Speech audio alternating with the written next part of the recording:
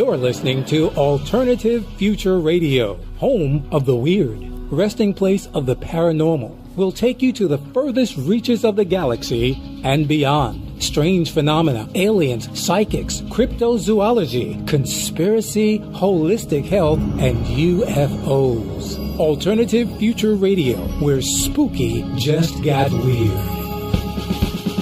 Good morning, everyone, and welcome once again to the glorious delight that we bestow upon you, the Out There Hour. Time now for the Out There Hour on Alternative Future Radio. The Out There Hour with Basil and Mark. www.alternativefutureradio.com. Yay! Good morning. Good evening. Good afternoon. The Middle East. Africa.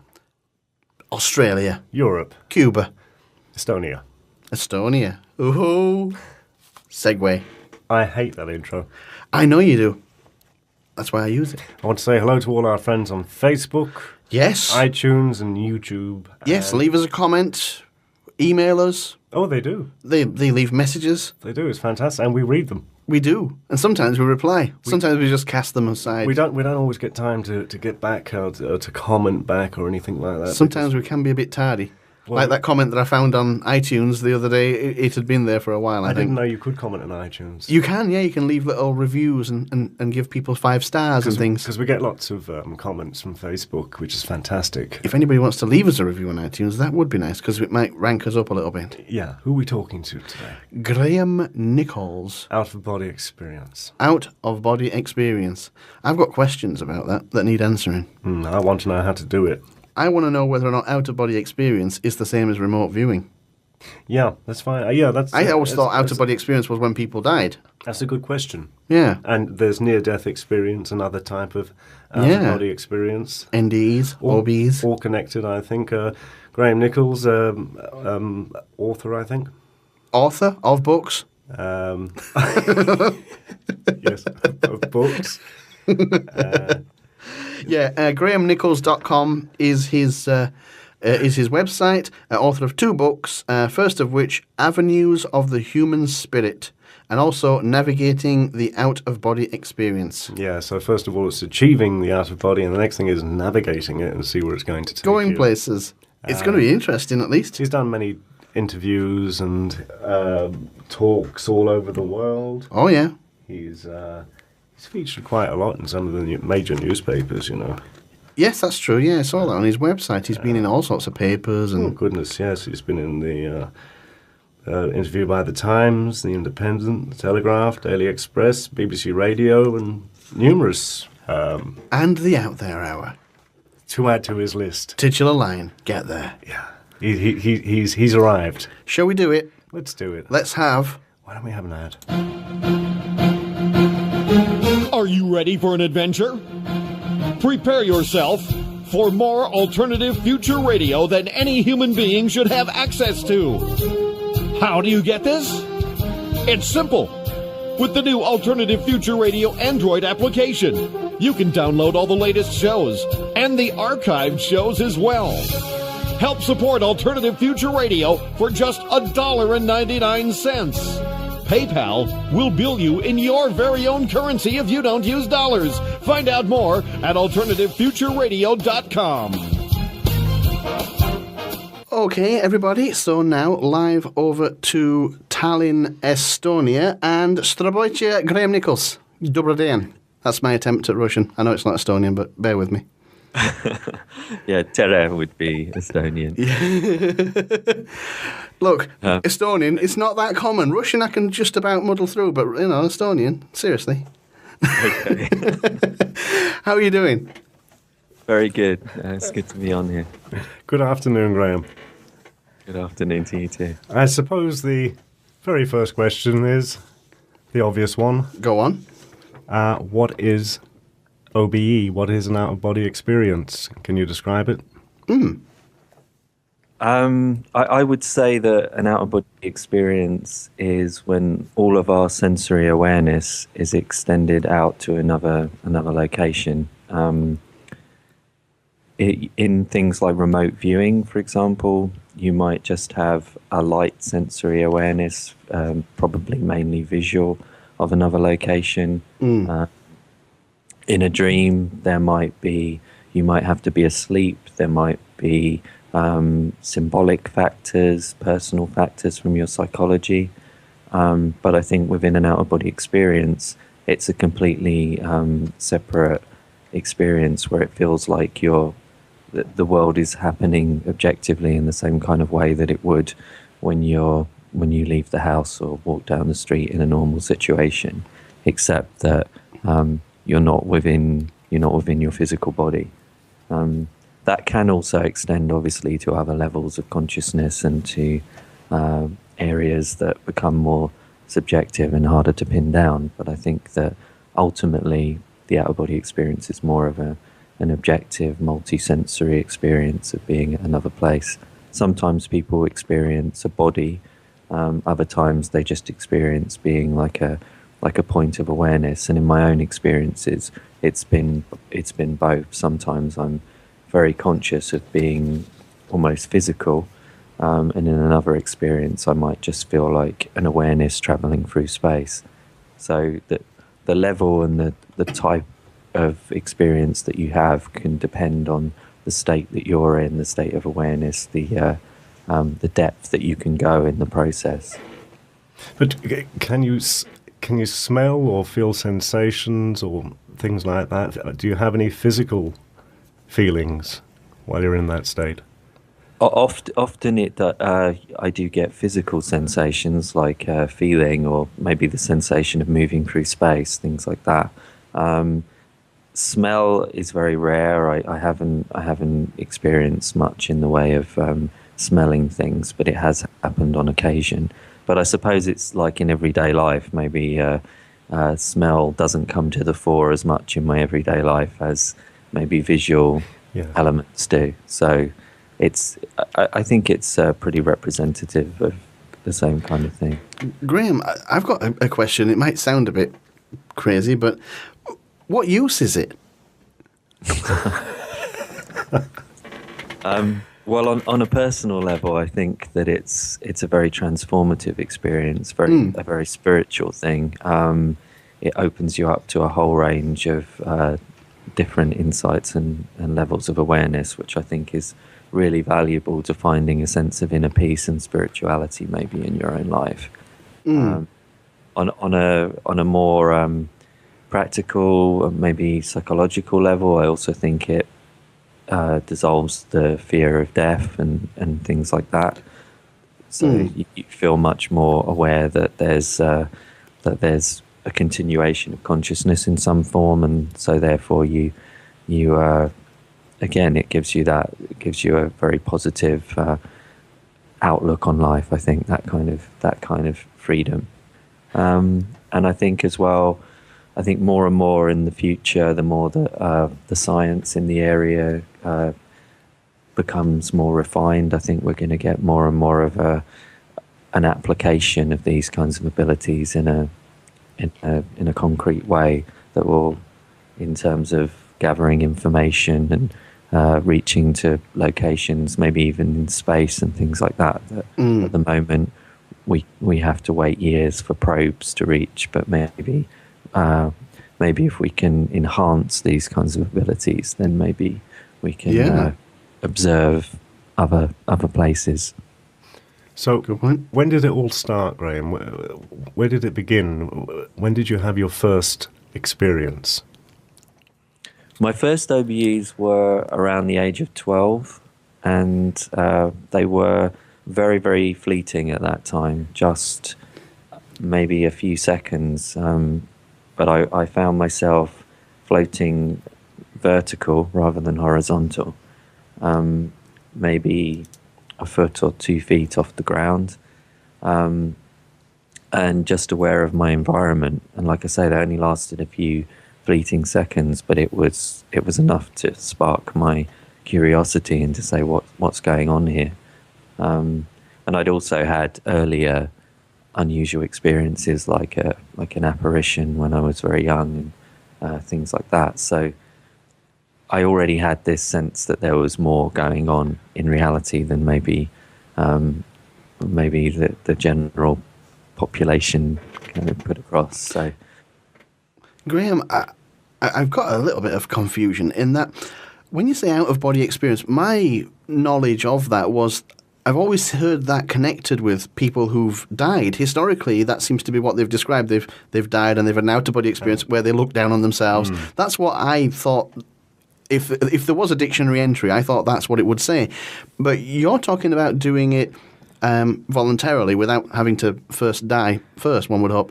And are the two, because you were talking then about people losing their fear of death, so you're tying the two together. I'm just interested to work out how the two tie together.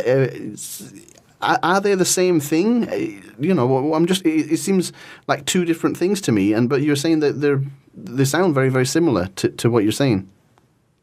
I do think that they are essentially the same experience, but two different avenues in order to reach the experience, if you like. Yes. A near-death experience, which is what you're describing, where someone looks at themselves in the operation, or they have an accident and then they witness what's happening to them from above.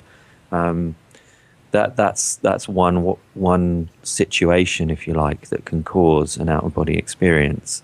And another situation that can cause an out-of-body experience is actually just the intention to try and induce that experience, or it can happen just spontaneously because the factors in that person's life at that particular point in time are consistent.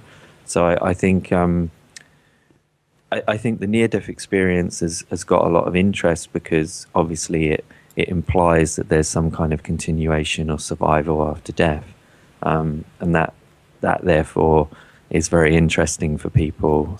So it's something that has got a lot of publicity, and a lot of books have been written on it.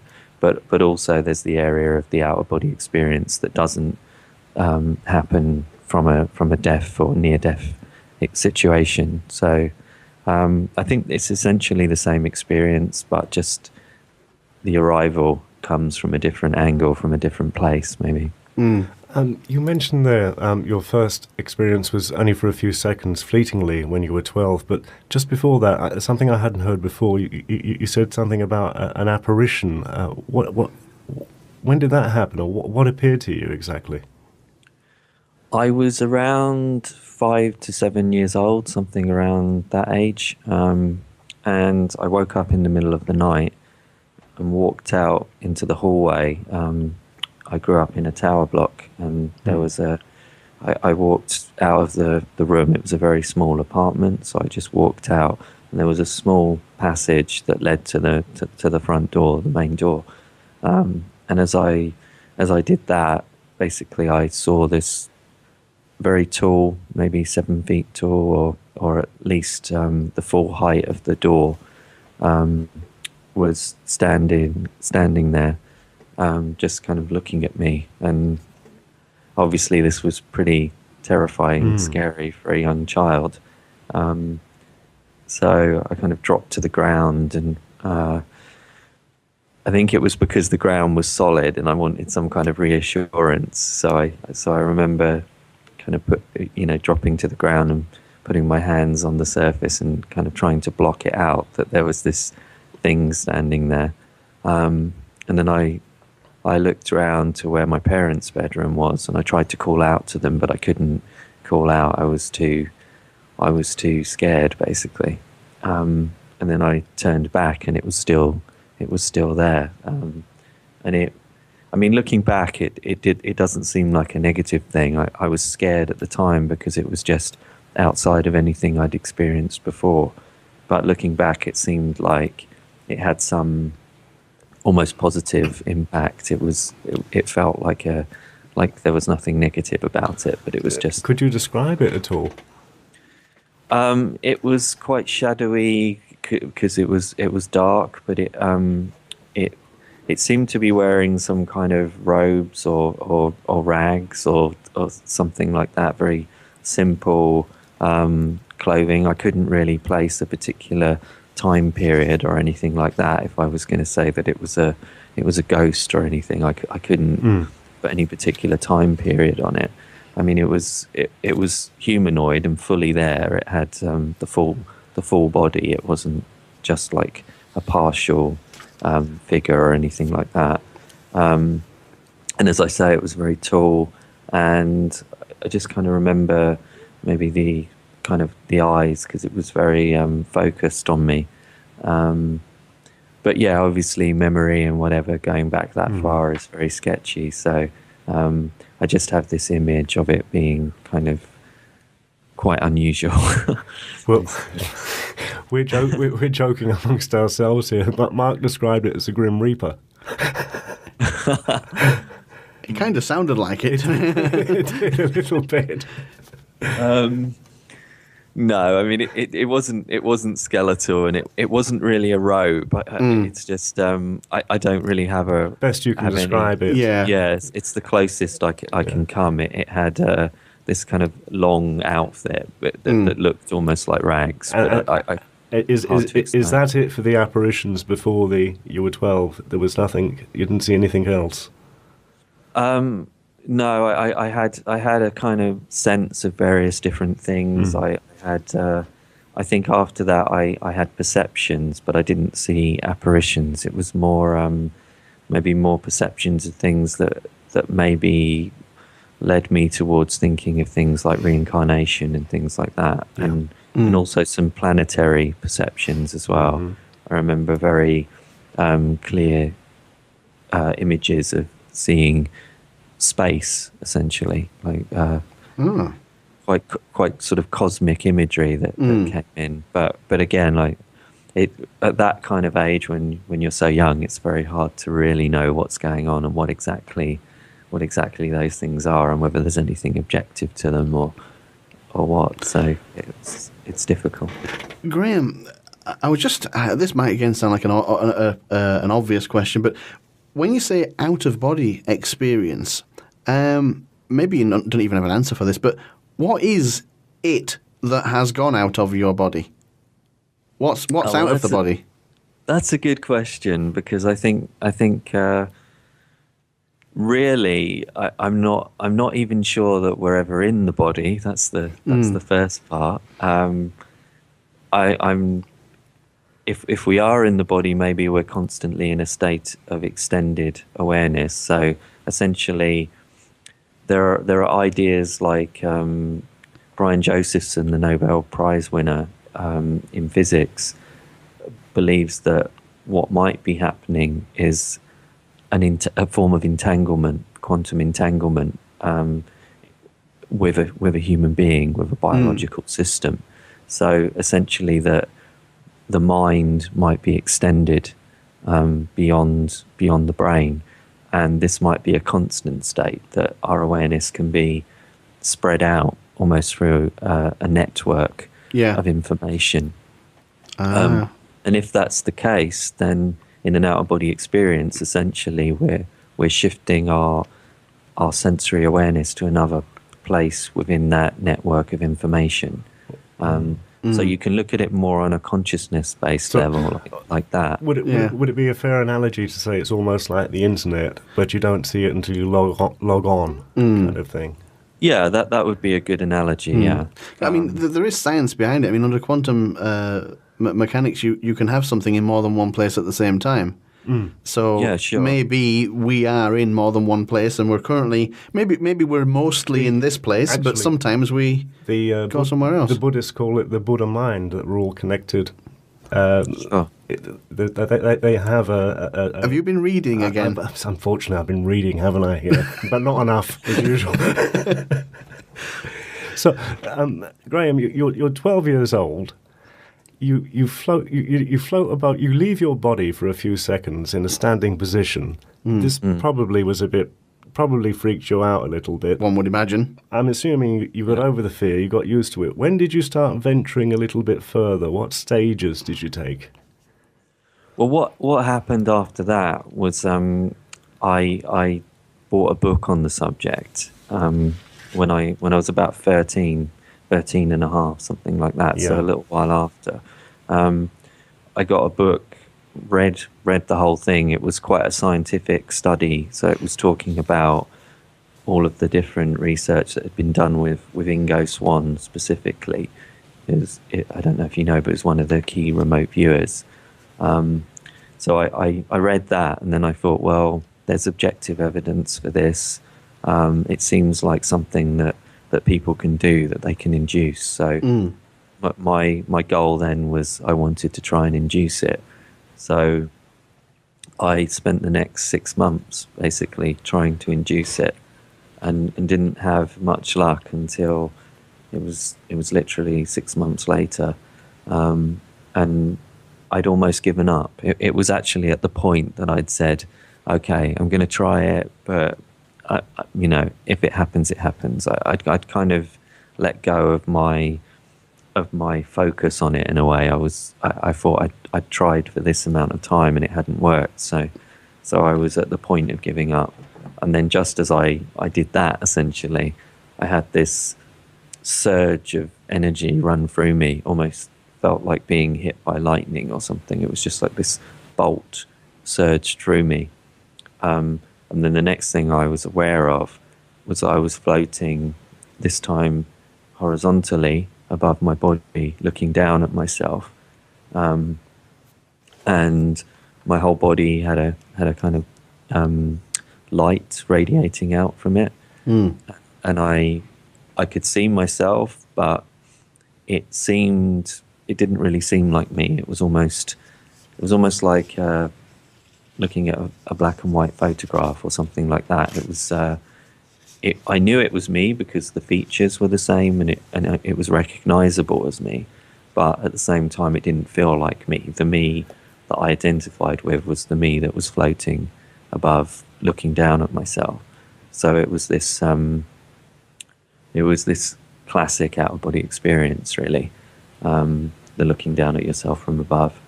I couldn't move upright and I couldn't move left and right. I could just almost rotate. It was like there was an invisible pole or something running through my body, so I could rotate, but nothing else. And that was more or less all that happened. I was just in this position looking at myself, and it lasted maybe a few minutes, and then I came back to my body. But then I was like, wow, this is really possible, and it really opened my mind. I was like, wow, these things can be done, and I've done it. So, and then after that, there was it's like the floodgates had been opened, and then it became much, much easier, and I could do it much, much more consistently. And I started to then be able to recognize the signals that the experience would be coming on. So, Graham, when you talk about out-of-body experience, you're going somewhere else and seeing somewhere or someone else. Now, I suppose what we the people, we the public, what we want to know is, can you describe places that you've not been or things that you've not seen? Because I suppose otherwise people might say that you were maybe doing like lucid dreaming or something like that. I suppose the difference would be being able to prove it, really. Well, on occasion, that's possible, but probably the most amazing experience I had in terms of verification and in terms of people witnessing things was actually when I was doing a workshop with 4 other people, and during that particular workshop, I was teaching the G technique, which is one of the techniques I teach with my OB sort of coaching students and things like that. And as I did that technique, I went into a really deep trance state. And the next thing I knew was that I was moving through this kind of natural environment. And then that natural environment seemed to break off. And then I found myself standing on the corner of Old Compton Street in central London. And as I stood there, again, I had this physical awareness. I was like a body in this particular experience. So I felt like I was literally standing there. And I was watching all around. I know the area quite well. So I was conscious of where I was. And And as I stood there, an explosion burst out from the right-hand side of the street, about 100 meters from where I was standing. And I watched all of the chaos begin, and I remember a man run past me towards the explosion. I remember that quite vividly. And then at the time, the Polo bar that was nearby, an Italian restaurant. So I remember all this as I saw it. And I had this strong sense that this was actually something that was going to happen, that I was in a precognitive experience. Right. The whole experience was also a bluish grey colour, which is rare. It's only happened to me 3 times in all my OBEs. But when it does happen, I know that it's very, very significant. So basically, I then felt this almost like a wave of emotion, like I felt the anguish and the pain of the people that were in the bar that basically had been attacked. It was a nail bombing, and then basically that drew me out of the experience, and I was back in my body, but I also still felt that I couldn't come back to normal consciousness completely. And one of the people that was there, he started to coax me out and bring me out of the experience. And I slowly came out, and then basically I told everyone what I'd seen. And 5 days later, there was a bombing in Soho, exactly as I described it and seen it. So it's pretty unusual to have an out-of-body experience with 4 other people present in the room when you have the experience, and then also to have a precognition of something, and then to tell everyone there as well. So I think in terms of verification, that was quite a powerful experience. But does it often happen, Graham? Do you often get premonitions? No. I've only had 2. I was there that day. No. Oh, Really? really? Yeah. Seriously? Yeah. Not at the same time, obviously. No. But I was there. I'm just wondering, you never felt there was any danger of not returning to your body? Or any fear of that? I mean, how did you know you Did you just steal my question? I did. I just wrote that down. That's my premonition of what your questions are going to be. Bastard. Sorry, Graham, we're having a domestic. Yeah, I'm sorry, Graham. It always happens. I didn't really have that fear particularly, because usually it's harder to stay out. That's usually the goal. Oh, it's the thing is you're getting drawn back into your body probably sooner than you want to be. Is that it? Exactly. Yeah. The challenge is to try and. I mean, out of body experiences are the difficult bit is controlling them and sustaining them. That's because most of the time they will not last as long as you want, because once you're in the out of body state, it's then a matter of trying to keep it consistent and try not to think too much in a very conscious way, because that often brings you back to your body, or try not to think about your body and all those kinds of things. So it's almost staying in this very calm it's state. Probably answering the next question. My question, as it was actually written before Basil stole it, was: is there a danger of going too far? Could you, if out-of-body experience is the precursor to death based on near-death experiences, would it be possible to go too far and not wake up? Hypothetical, I imagine. Yeah, hypothetically, I'm not sure we can really know. But Nobody's done it then. Nobody's. Well, if they had, they wouldn't be around to tell us. Oh, you're good. That's the problem. Fair enough. Well, is there a speed of travel? I mean, are you able to set a destination like Africa or something like that? Is that possible, or would it take too much thinking, and would that destroy the process? Or it's a balance. Yeah, I think you can set a destination like that. It's often better to do it before you start the process. So it's almost like you come straight out into the out of body experience, and then you arrive at that target. Hopefully, if everything goes to plan, that's kind of more the ideal way of doing it. But you can set a target, but it's some during the experience. I mean, but sometimes it can cancel it out, exactly like you say. You mentioned earlier your premonition, and I had a question about time, which you kind of half answered in your answer. Do you always, as far as you know at least, see things in the current context, in the current time, or do you see historical things? And also, you mentioned futuristic things. Could you set off with an intention to go forwards in time rather than to a place, maybe, perhaps? I've experimented with trying to move in time. Again, it's there's varying levels of success with it.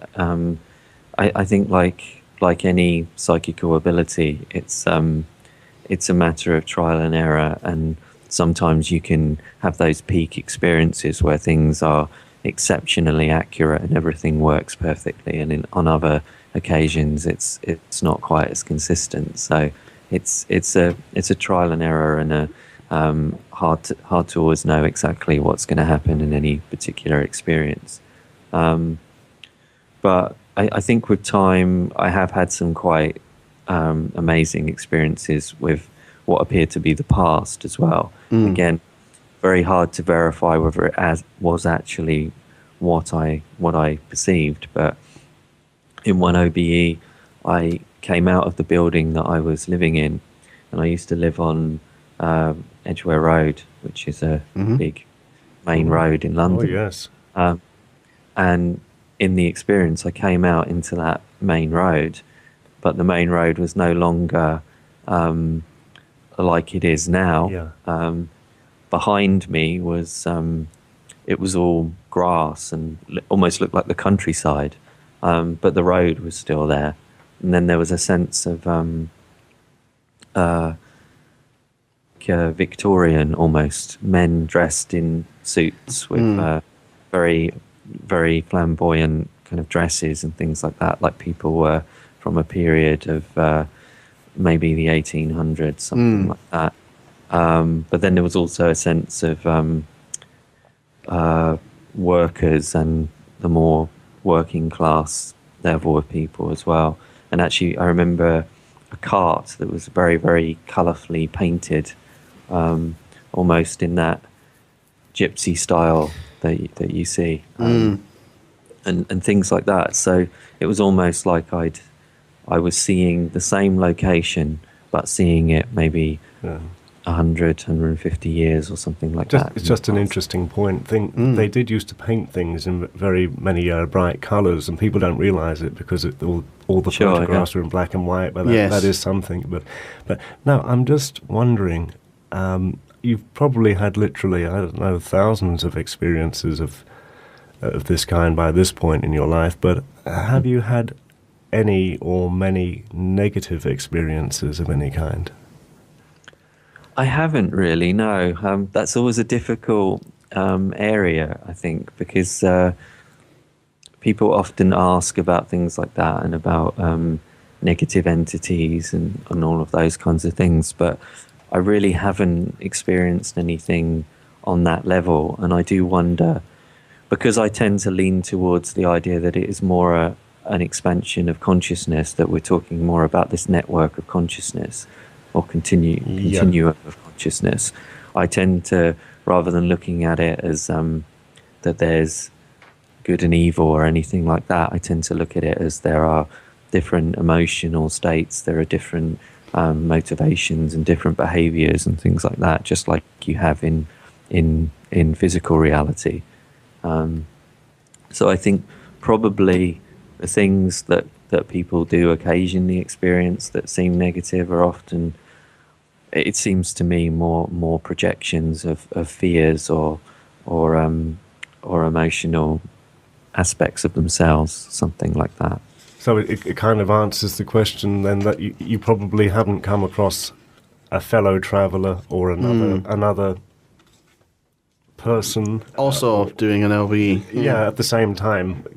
I have again not always easy to verify. Actually, on the same road on Edgware Road, I in one experience I was travelling along the road and I saw another person who she seemed to be aware of me, and we sort of we engaged with each other. It was like we knew each other was there, and there was a kind of connection.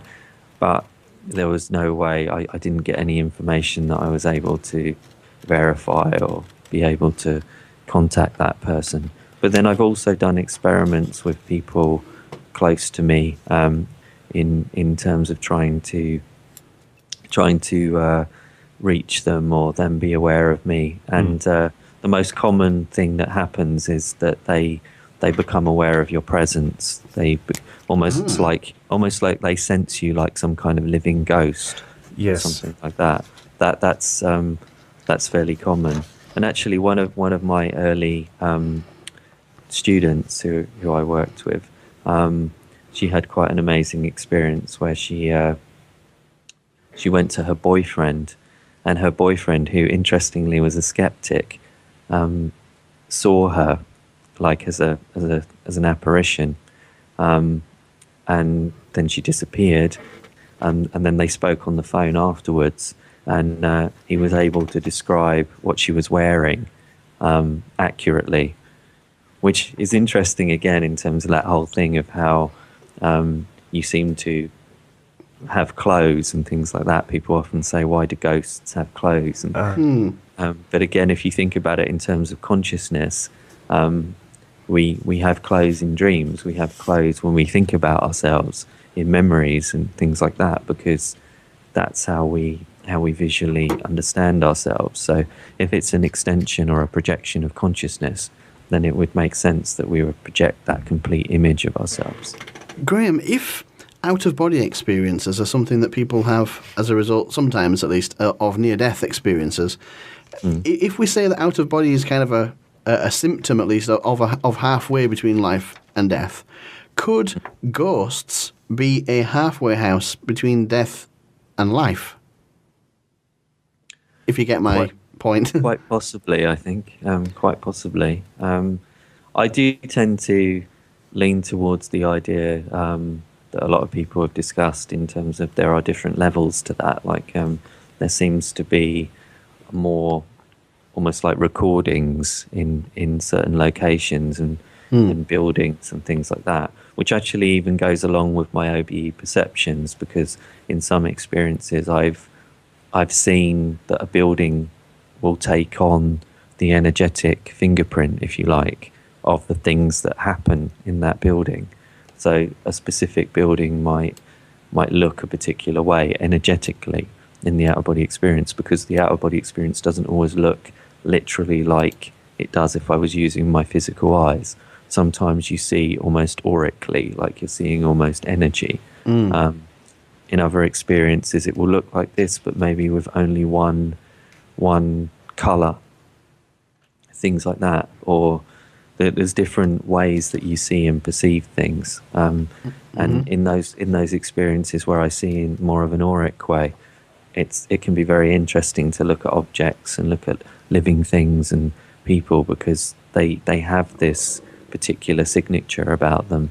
And a very old building, like the ones that are classically talked about as being haunted, often have a particular kind of pattern to them, like there have been very intense events or high levels of emotion there. Yeah, I was going to ask you about that, because if people have sometimes out-of-body experiences as a result of a near-death experience, is their consciousness, shall we call it, is it leaving their body through like a fright? Is it being sort of, is the alarm or whatever it is that's going on in the person, is that what throws it out of them? Because sometimes people report ghosts in areas where traumas have happened, and you have to wonder if there's any parallel there, I would think. I think emotion is a big factor in all psychical areas. For example, I've done telepathy experiments with Rupert Sheldrake, who's a biologist who now works extensively with telepathy, the sense of being stared at. He did some interesting publications, didn't he? The dogs that know when their owners are coming home, and the sense of being stared at. He's quite an interesting guy. Yeah, that's right. Well, we conducted some telepathy experiments in London a few years ago, and in the experiments and in his experiments in general, and also in other scientists' work like Dean Radin in the US and other people who are looking at telepathy, it's clear that when there is a strong emotional bond between people, you get this heightened accuracy. It becomes a more powerful experience and more likely that the telepathy will work. And then when you look at things like premonitions and precognitive experiences, again, there's often a strong emotional link. It will be something like a terrorist attack or a crash or something like that, where there's a huge emotional outpouring. Those are the things that seem to have a large impact. Graham, with a lot of these esoteric subjects and anything spiritual in orientation, a lot of people would say that you had to have some sort of gift to do these things, whereas from what I'm gathering, you're saying, because I know that you do teach people to do this, it is a learned skill. Can anybody start and learn this? Well, I think there's natural attributes that people have. Some people are very good at playing a piano or things like that. But I think some people are maybe more gifted in this kind of area. But at the same time, I think that anyone can learn it. I mean, I've been working with people for many years, both in workshops, and I do online coaching with people as well, which is like a personalized program over a weekly interviews and sessions and whatever. So with those people, both in the workshops and the coaching, I find that even often when they come in at the beginning thinking that they won't be able to do it, sometimes they think that their age will get in the way and things like that. Oh, I'm too old, I can't learn this. Or, I've had all sorts of things from people, all different things that they say.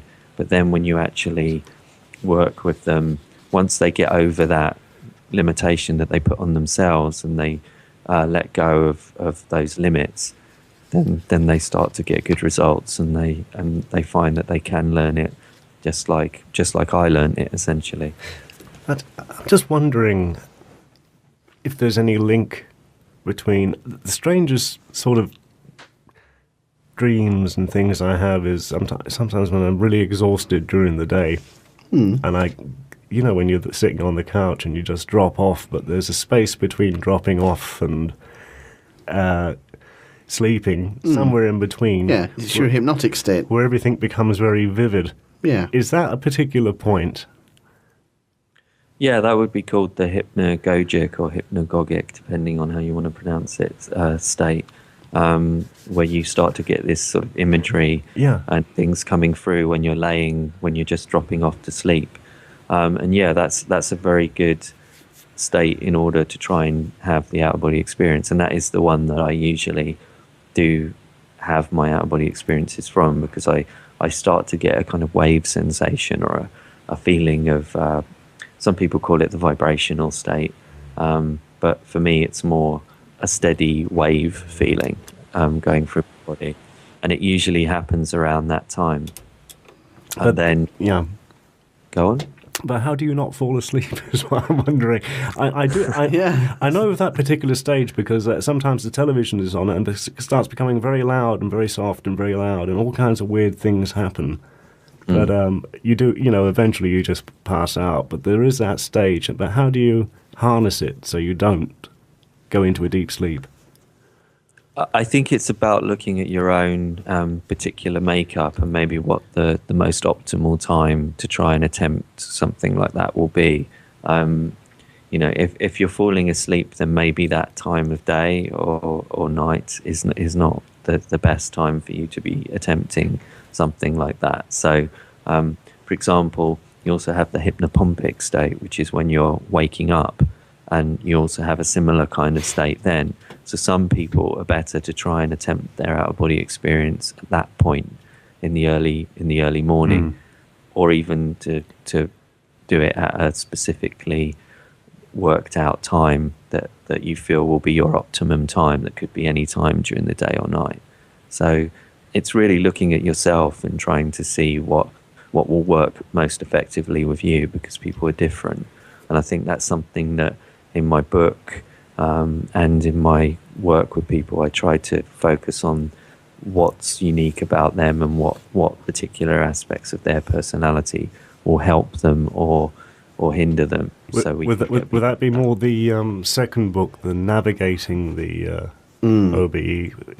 Yeah, the second book is my practical guide, my all of the research I've done over the last sort of 25 years. So, whereas the first one is more my personal journey and my experiences. Biography. Can people learn how to do OBs from your book, or is that a thing that you only do on the training sessions? No, I really hope they can learn to do it from the book. That was the goal. I think the book's got everything you need to know in there, and it has the G technique and all of those kinds of things that I work with. But for people who want that guidance and support and to go a bit deeper and maybe to, if they start to have experiences, but they also want guidance on how to do them for longer and how to go further, all of those kinds of things. So it's now, doing things from a book, I suppose I have to ask the question, are there any dangers associated with out-of-body experiences? Because you're not going to have a tutor on hand to help you out if you're doing it from a book. So are there any dangers at all? I don't really think there's any particular dangers. Like I said, some people worry about negative entities, and some people worry about things like silver cords and things like that, and breaking them or whatever. But personally, I've never seen a silver cord. What's a silver cord? The silver cord is an idea that you read in some OBE books and astral projection books, that the physical body is connected. The astral body or the etheric body, the different bodies that those more esoteric books talk about, is connected to the physical body by a kind of energy cord, which usually appears to be like silvery, glistening. But virtually none of my students ever report it, and I've never seen one myself. And again, I think what we're dealing with there is going back more into the belief systems, and almost like a religious framework that was built up around the experience, and the assumption that we have many, many bodies and all of these kinds of things. But of course, there's no real evidence for that. And I think that what evidence we do have for psychical abilities and things like that tends to suggest that it is more of an extension of consciousness or awareness than literally we have a body that pops out and goes somewhere else. Graham, I saw on, I think it was on your website, maybe it was an interview you did, I think it was on your website, that you've seen or experienced or gained knowledge of global changes. Does that ring a bell to you? Am I making sense there? I think you were talking about maybe just things that are happening in the world, generally big news. We seem to have come through a period or in a period of big news almost daily. And I wonder, is that something that you've... A crescendo of events. Yeah. Is that something you've come across? I'm always a little careful about ideas like that we're coming into some kind of new age, or that that there's a big shift happening and things like that. Yeah. But on a kind of spiritual level, but then there does seem to be a consciousness raising going on, I would say, and probably the internet and technologies like that seem to be helping to raise consciousness. Certainly. and to give people this access to information and ideas that they've never had before.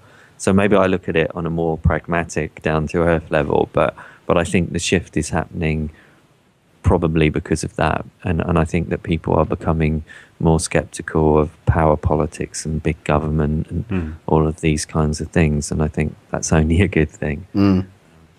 So, I think it can only be a good thing. So from your unique point of view, Graham, have you any views on God, heaven? What do you think about that? That's a hell of a question for this late stage. Not a difficult No question. pressure. No. No pressure, but in the next 7 minutes, could you define life, the universe, and everything? Well, God is an interesting one because it does come up as a concept quite often, I suppose, in conversations and talking with people. I haven't particularly experienced anything that makes me think of a creator God. I think it's important to be quite careful about what we actually mean when we say God, because lots of people will say God and they'll assume that you know what they mean, or they'll be talking about the Judeo-Christian God, and they'll assume that's the only option. But for me, in terms of a creator, the idea that the universe came from a complex system and became simpler and then complex again doesn't make a lot of sense to me.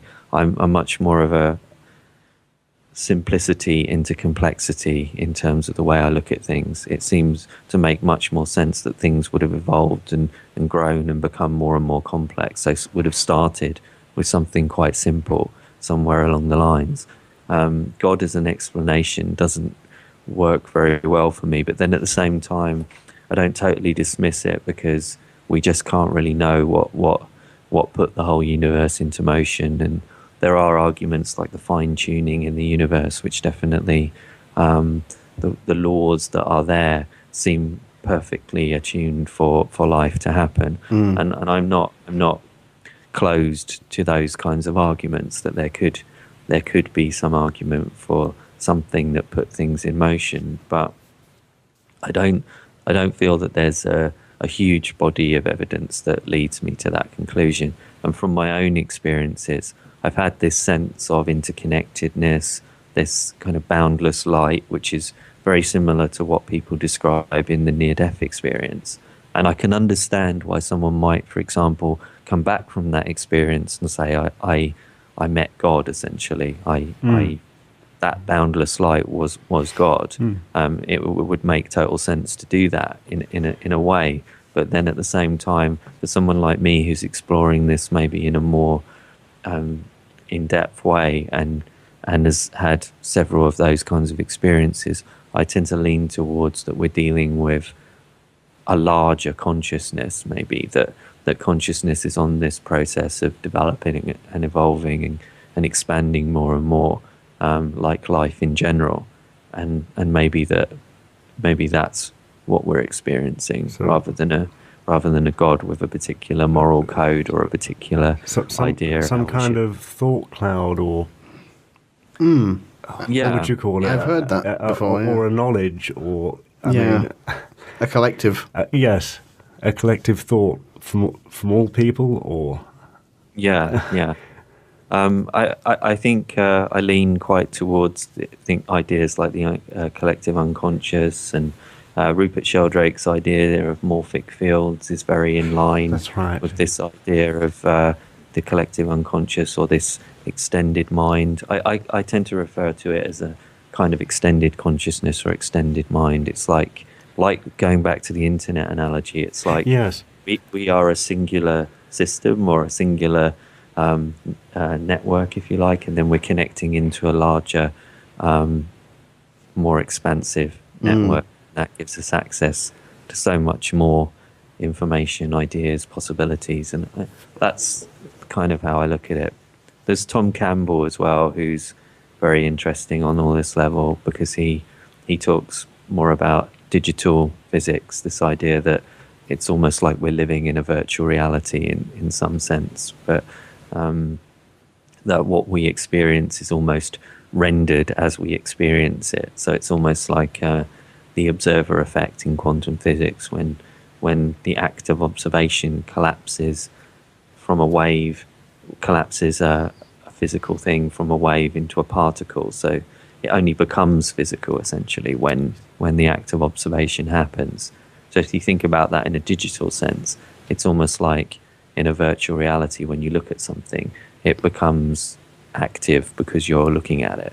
So if that makes sense. Do you think there is an afterlife of some kind? Yeah. Yeah, sure. I don't know if it's going to be completely coherent and consistent, maybe in the way that some people talk about it. I think maybe it might be more like if you do access that wider consciousness, then maybe it will be more like a breaking down of personality and connecting with a larger system, maybe more in line with what some Buddhists talk about. Maybe more like a process of connecting to that wider information, and maybe more like a kind of dream state in some ways. Although I don't like the term dream particularly, because that implies in a way that it's purely a mental thing in a way. I'm talking about something on a more, it would be a reality, but just a different kind of reality. What does the future hold for you, Graham? Anything in the pipeline? Any events? I've got an immersive workshop coming up at Parsonage Side Retreat, which is happening in May next year. Where in the world is that? That's in Somerset, in England. So I've got that coming up. I'm also doing some work with them, some research on remote viewing and things like that. So they're also building one of my immersive structures, which I didn't talk about much, but it's I've also built technology and structures that are designed to help people have out-of-body experiences. So they use all of the senses, and you get inside the structure, and then it gives you the right conditions to have the out-of-body experience. And I've developed sound technology that induces the vibrational state and things like that. The so it pink sound, is it?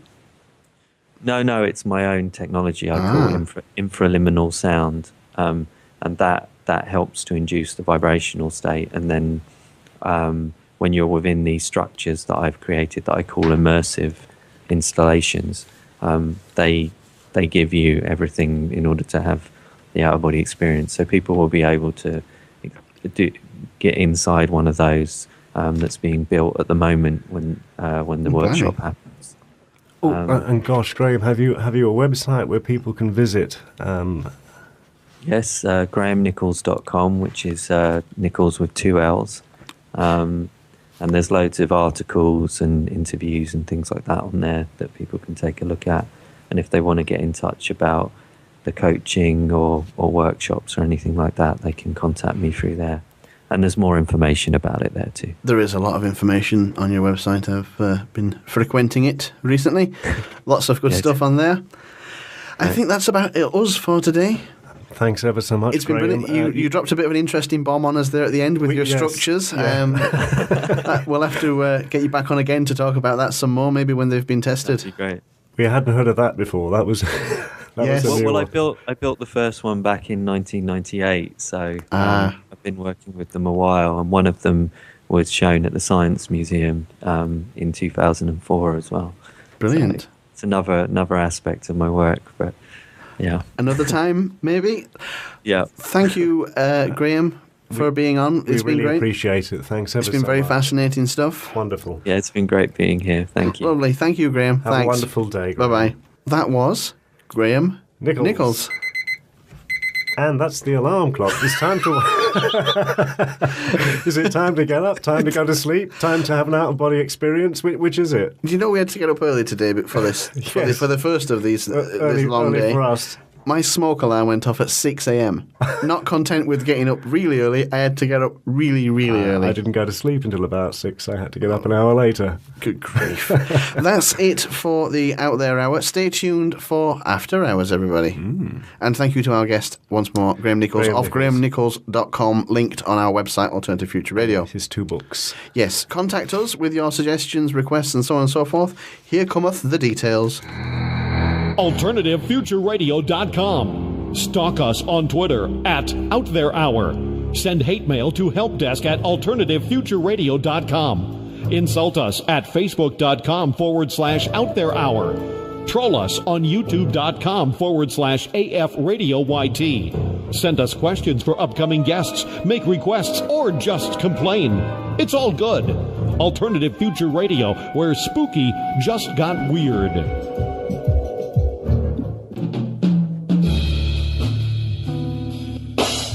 From the alternative to the mainstream. From the ridiculous to the sublime. Ladies and gentlemen, we bring you the audio delight that is the After Hours Show with Basil and Mark. Ooh, yeah. Basil, we're on. Good morning. Good morning. Good evening. We're still here. Good afternoon. It's the After Hours Show. It's just we're winding down after a busy day interviewing. Yes. You had some comments about the size of gay men's penises that you wanted to share with everybody. I didn't want to share gay men's penises with everybody. It's something I was reading. Apparently they're a bit larger than the straight man. That's annoying, isn't it? It is a bit. Lucky for them, unfortunate for us. Well, yeah. For me, anyway. I was meant to start off like that, wasn't I? Yeah. Unfortunately, I was reading my notes. Notes? Seeing what they're all about. Oh, bugger, you make notes. We can say bugger now because we're not on TV. Yeah, somebody made a comment on Facebook. They were very pleased to hear us swear. Oh, really? For once. Oh, really? I like swearing. Oh, wow. Well, we did do a bit of a swear. I did a swear earlier, but there we go. You know. You swore during an interview. I did, didn't I? Yeah. Oh, you shouldn't have done that. It needed to be done, though. And it was true. Mary Whitehouse, after she's dead, thankfully. Beyond the grave. Well, yeah. That means nothing. Nothing around these parts. Death is no barrier to us. Let's face it. What kind of a show is this? Ooh. So what's going on then? Anyway, we've got all sorts of stuff. Do you want to talk about the Olympics? Should we get it out of the way? Closing ceremony, all closed, all done. No UFO, no bomb, no false flag. A little bit better than the opening ceremony, but generally a bit lame anyway. What do you think? I completely avoided the entire thing, I'm glad to say. Quite an achievement. I saw some of it. No? I think that they should have ended it with Eric Idle singing Always Look on the Bright Side of Life. Well, people were twittering and Facebooking about it. That's as much as I saw about it, and that was last night. Because he sang that, and it was about as English gets. It would have been a great place to end it, but then they dragged it on a bit more with some music and some stuff. And but exactly what kind of music? Was there a John Lennon collage or something like that? I don't think so. No. There was a Queen bit where they had Jessie J singing the part of singing the part of Freddie Mercury. Great. Wasn't great, have to say. She can sing. I heard her sing earlier, and she can sing, but she couldn't sing that. No. Professor Brian May turned up with his guitar. Because he's a professor of astronomy. Physics. Yeah, astrophysics. Astrophysics, yeah. Yes. Are we going to get into the whole super glue thing and Mike Nesmith again, or...? Are you going to start talking about glues again? Which legendary guitarist invented which glue? Jimi Hendrix and his Pritt stick. Yeah. It was about Mike Nesmith. His grandmother invented, or his mother invented, not Pritt stick, the stuff that you... Super glue? No, the stuff you... Tipex. Tipex. That was it. I remember that. Yeah. I wish I could remember what episode that was so people can go listen to it. It was true. mental. It actually happened, yeah. True story. And also Mike Nesmith invented MTV. But, did he really? Kind of. Who was Mike Nesmith anyway? He's the guitar, the guy with the Who were there last night as well. From the Monkees, with the woolly cap. Oh, very right, good. yeah. Oh, yeah. Well, the Who were there last night. They were okay. I love the Who. He wasn't as good as he used to be. He's lost his voice a little bit. Bit of power's gone. Yeah, because he must be heading on for 70 now. He must be. He still looked quite well, but yeah. I mean, he didn't have the power in his voice anymore. His lungs have gone a bit. I would rate the Who very, very highly above the Rolling Stones and the Beatles, to be honest with you. I would probably concur. Really? Yeah. The Rolling Stones, I think, are well overrated, and the Beatles were basically a one-trick pony. All the songs sounded very, very similar. Very similar. And technically, were they that good? And they had a great producer. They were new. They had George Martin producing them, and I think a lot of credit would go to him. Yeah, they were well sold. Who was the first guy who gave them up? There was somebody who... He's just continually... Exactly. He's been kicking himself. He's been smacking himself about the face for the last 40 years. I think every record company turned him down in the They did, beginning, which yeah. goes to show you something about record companies. Yeah, I know. And the whole X Factor type mentality, in a way. Yeah, exactly, yeah. You know, I mean, the X Factor would fail the Beatles. I want to show you something. Okay. I've got the computer open. I've got Google on. I was looking for weird things to talk about, and some of them were Google suggestions. Now, when you start typing into Google, it tries to finish your search That's off. right. And people have started putting in open-ended questions and seeing what some of the suggestions are. So watch, I'll try something. And honestly, I haven't tried this before. Sometimes when and it says, when I'm alone, I pretend to be a carrot. Sometimes when I wipe, there is blood. Sometimes when I pee, it burns. Literally, you can type in anything. Sometimes when I'm alone, I meme. Do you know what that means? I meme. Well, I know what a meme is, but Yeah. how can you be a meme? Do they mean mime? No. Maybe they misspelt it. Maybe they think that's how you spell mime. They mime when they're on their own like that. Probably, This doesn't work on radio, yeah. but it's it cool. It doesn't. It looks good, but it doesn't work on radio. Yeah. Think of something else, an open-ended question. Why am I here? No, that's too old. No, we don't want the answer. We want the questions. Let's have a look. Let's say women don't. There we are. Don't find me attractive. Don't know what they want. Don't like nice guys. Don't have an Adam's apple. Who are these people? Don't understand men. Don't drive. Yeah. Shall I put can't? Yeah. Women can't drive, have it all, be trusted, read maps, speak in church, drive in Saudi Arabia, teach Bible. Can they not drive in Saudi Arabia? No, they're not allowed. No. Let's have a look. Playtime. Playtime for newborns, playtime for toddlers. Playtime magazine. Playtime is over mixtape. What does that mean? I don't know. Think of something. What shall we have? I can't because you've just... I can't stand... So you just type in the first three Yeah. words, I can't stand. I can't see what it stand. guesses. I can't stand it, Eric Clapton. I can't stand it. I know you planned it. I can't stand up for falling down. Yeah, lyrics. that's me sometimes. Yeah. Let me just have a look. Jesus eats. Jesus eats with sinners. Jesus eats with tax collectors and sinners. Jesus eats with his disciples. Surely the same thing. Jesus eats pork. It's quite funny, the stuff that people search for. Jesus eats Levi. No, with Levi. With But there you go, yeah. That was something I found yesterday that titivated me. There's another thing called a Google whack or something like that. It's when you type in a word and nothing else comes up. Oh, literally nothing. Yeah. You get no replies. Only one.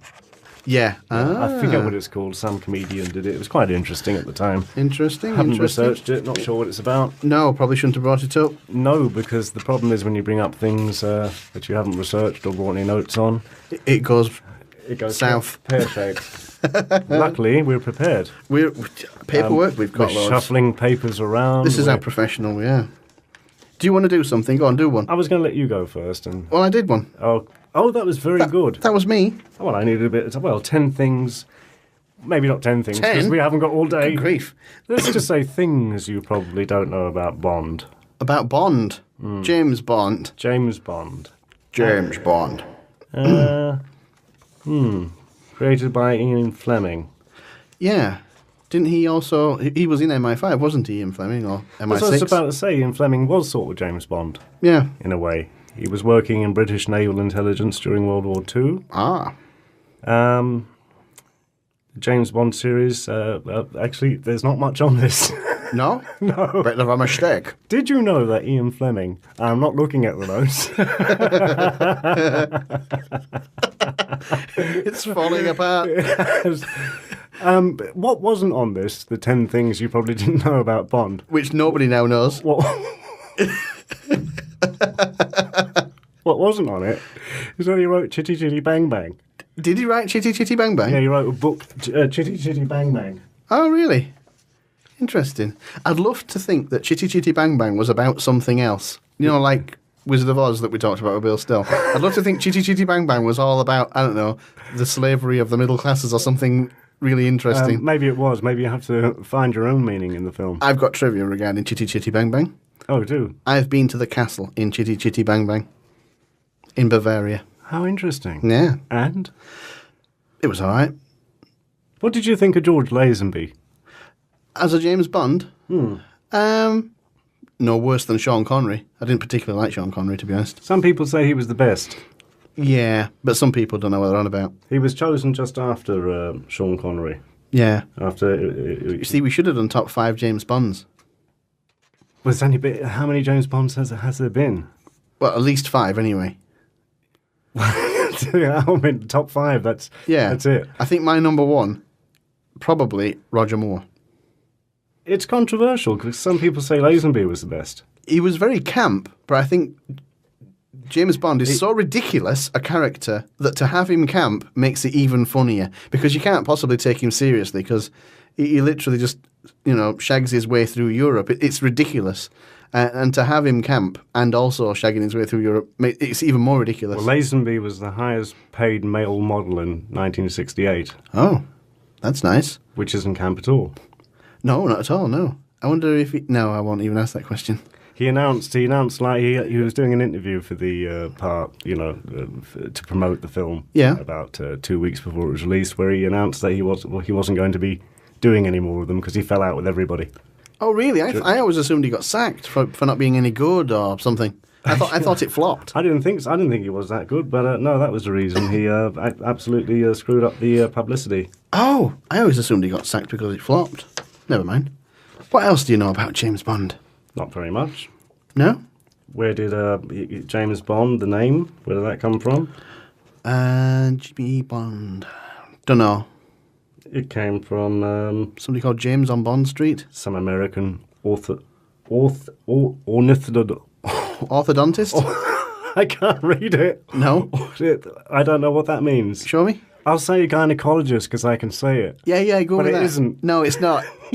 Provide your own facts. Yeah, just provide your own facts. Ignore everything that's written in front of you. That's the... Yeah, make them funny. That's perfect.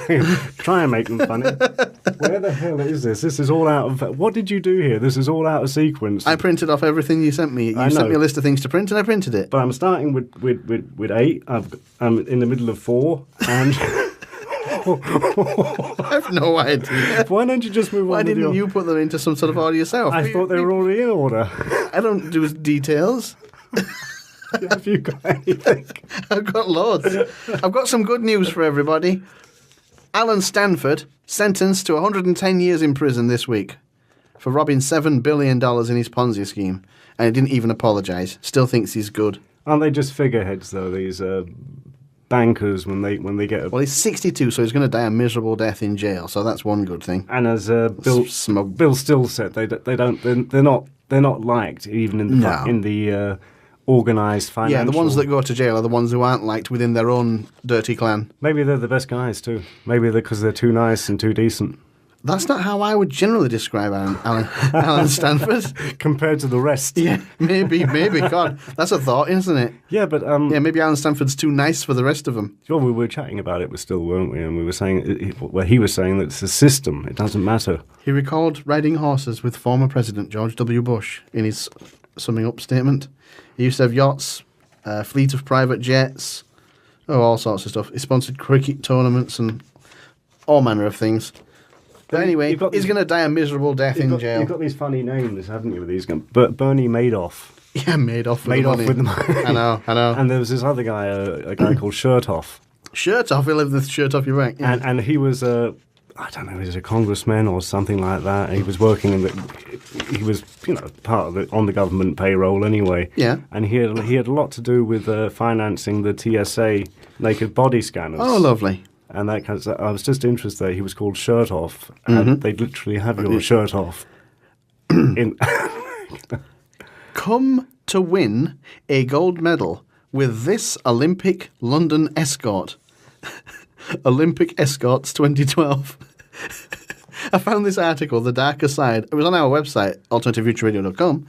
Darker Side of the London Olympics, or the Olympics for Londoners, should I say, and about the sex trade. The prostitutes have got like Olympic specials on and stuff like that. Well, I mean, you'd have a lot of visitors and that kind of thing, Yeah. looking for a bit of female company. Olympic Escorts Agency. Why not? I've got like 3 pages on that, but it's too boring. Move on. That's the problem, isn't it? It's just the headline. They just keep putting too much stuff in these And then things. you go to read it, and there's just too much useless trivia. 40% of crimes are shelved due to cuts. Devon and Cornwall police said that they were not going to pursue 36,000 cases reported to them, constituting 40% of all reported crimes following the cuts to their budget. They included 11,000 incidents of criminal damage, 4,000 thefts of vehicles, and 3,700 burglaries because they've had their budgets cut. Yeah, but So if you're going to commit a crime, try Devon and Cornwall. there's no It's sunny and you get away with it. go on a little holiday there. See, there's no revenue in solving crimes like No, burglary not and like robbery. there isn't tickets and things. No, so Fines. and they get orders from the top. I'm not blaming the police in particular, but they get their orders. Go, Yeah. Go out and fine a few people. Yeah. Bring in some revenue. I'm sure they got into the business to fight crime. I'm assuming. I don't really think so. I think they were crooks. It's two sides of the same coin, isn't it? Yeah. I think that the police and crooks are exactly the same mentality, and there's very little in it. They can go one way and they go the other way, but they take their same attitude either way. I've heard that. I'm pretty sure I've of heard it. that. As they say, it takes a thief to catch a thief. That's right. Yeah. I think it's true. Yeah. Have you got anything else? No, carry on. Well, I have the John Lennon UFO huge Extravaganza. Yeah, I could 10 pages sit printed, here- 1 line read. I could sit here reading for the next 50 minutes. Give us the salient points. I will try. I wonder, are people aware that Lennon did have a UFO experience? Well, I wasn't. I was, because I've read a lot of his Well, you would do, wouldn't you? biographies and that kind of thing. But this is coming from a quote from May Pang, assistant to John Lennon. Right. Not quite assistant, by the way. No? Shall I just make that clear? May Pang was his girlfriend when he was broken up with Yoko Ono. Ah, And right. the weird thing was, according to Albert... Did we try and get her on the show? I did. I thought I recognised the name. What a loser. She completely ignored Of course she did. She's quite into spiritualism and that kind of thing. All right. But, no, she... Hello, my name's Basil. I'd like you to be on my show. That's what I said. Yeah, I know. And like that. Yeah, Just send her like an that. audio file. Yeah. According to Albert Goldstein's biography of John Lennon, when they split Yoko Ono and John Lennon originally, Yoko Ono, being a sort of a control freak, actually arranged for May Pang to be the girlfriend. Right. That's the level of control she had over Lennon, allegedly. Yeah. I'm just trying to get down to his apparent 1974. Lennon walked out on the balcony of his New York apartment and witnessed, Was that the Dakota building? I think so, a Yeah. flying saucer hovering closely just above his window. Oh. Must have been very small. I don't know. Oh, it's a big area. All right. I'm surprised if he'd be the only one who would see it, though. I'd be very surprised too. Mind you, I've passed the Dakota on several occasions. Yeah. Not the busiest street, can you believe? No? No. Oh. Very quiet. Very Yeah. quiet indeed. He became so fascinated by the event that he talked incessantly about the encounter within 2 different songs on different albums. That was true. What were the songs? Do you remember? There was Out of the Blue, I think. I missed that one. There was his song, Nobody Told Me. Must have missed that one too. Although, of course, this was his solo songs, This wasn't was it? his solo stuff. Ah, right. And there's a line in that, there's UFOs over New York, and I ain't too surprised. Ah, I remember that, yes. You And mentioned that last I week. mentioned it, and there's also another line in it. There's Nazis in the bathroom just below the stairs in the same Yeah. song. Yeah. He's on acid, isn't he? He was on acid. He was on acid. He was on acid for about, I don't know, 3 or 4 years, for a remarkably long time. Yeah. But that was in London. He used to sit in the back of the psychedelic limo. Oh, yeah, yeah. On acid and be driven around all day.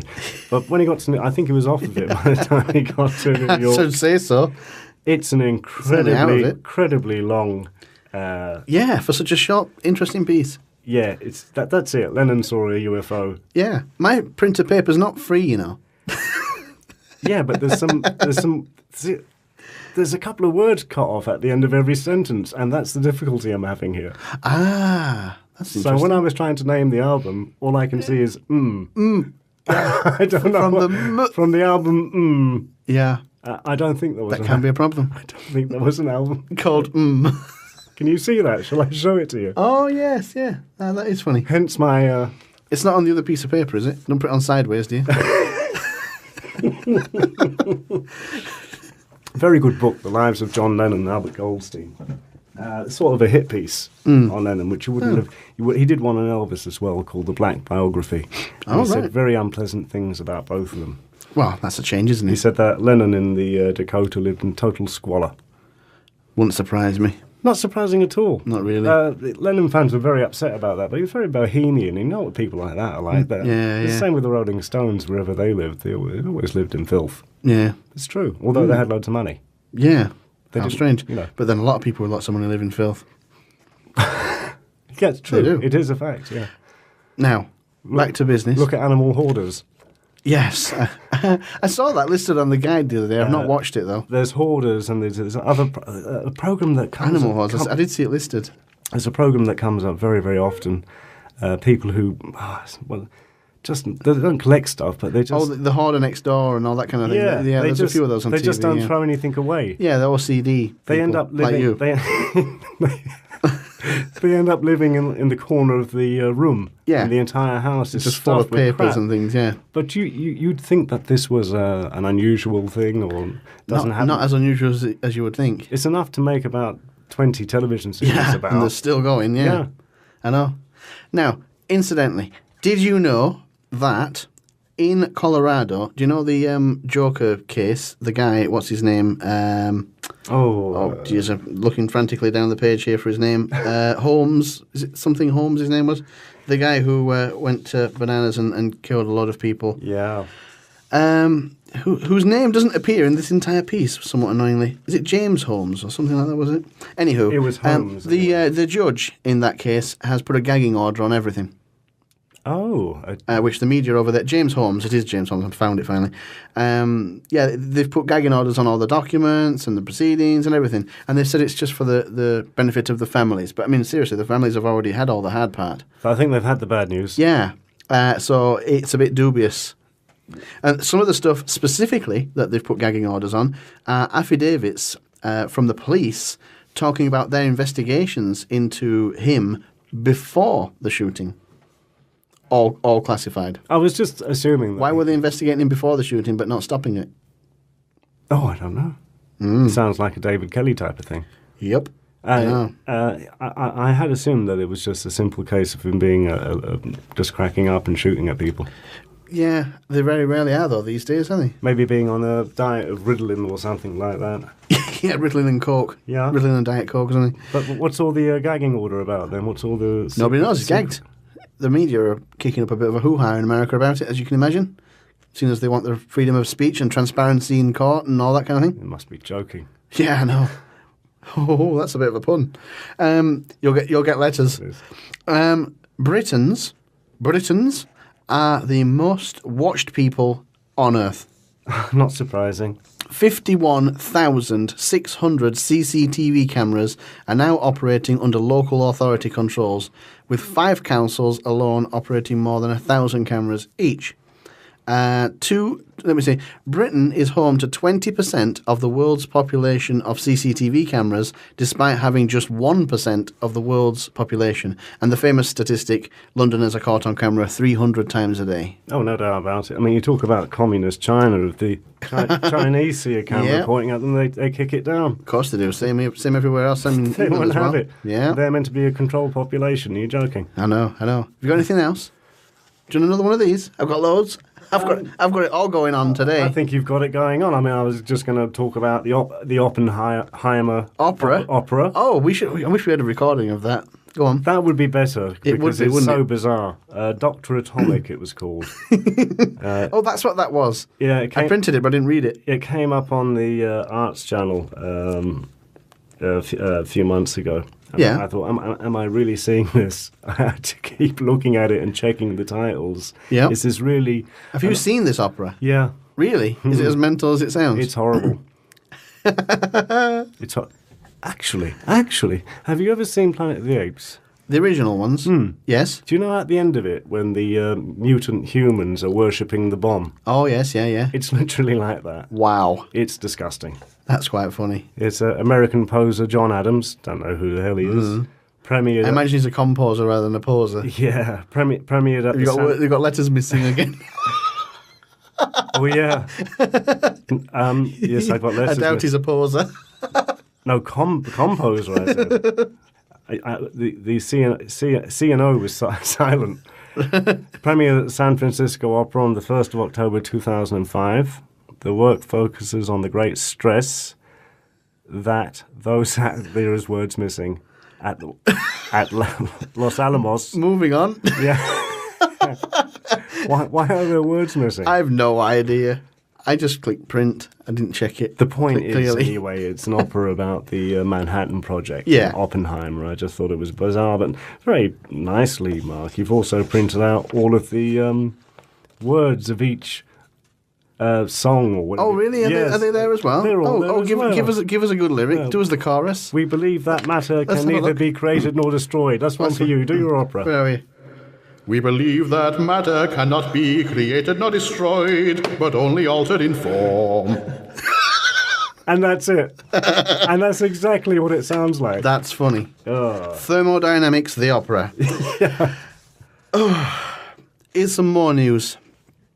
Audio recordings in taxis are to be introduced in various councils in the UK. For Christ's sake. Hello, Johnny, by the way.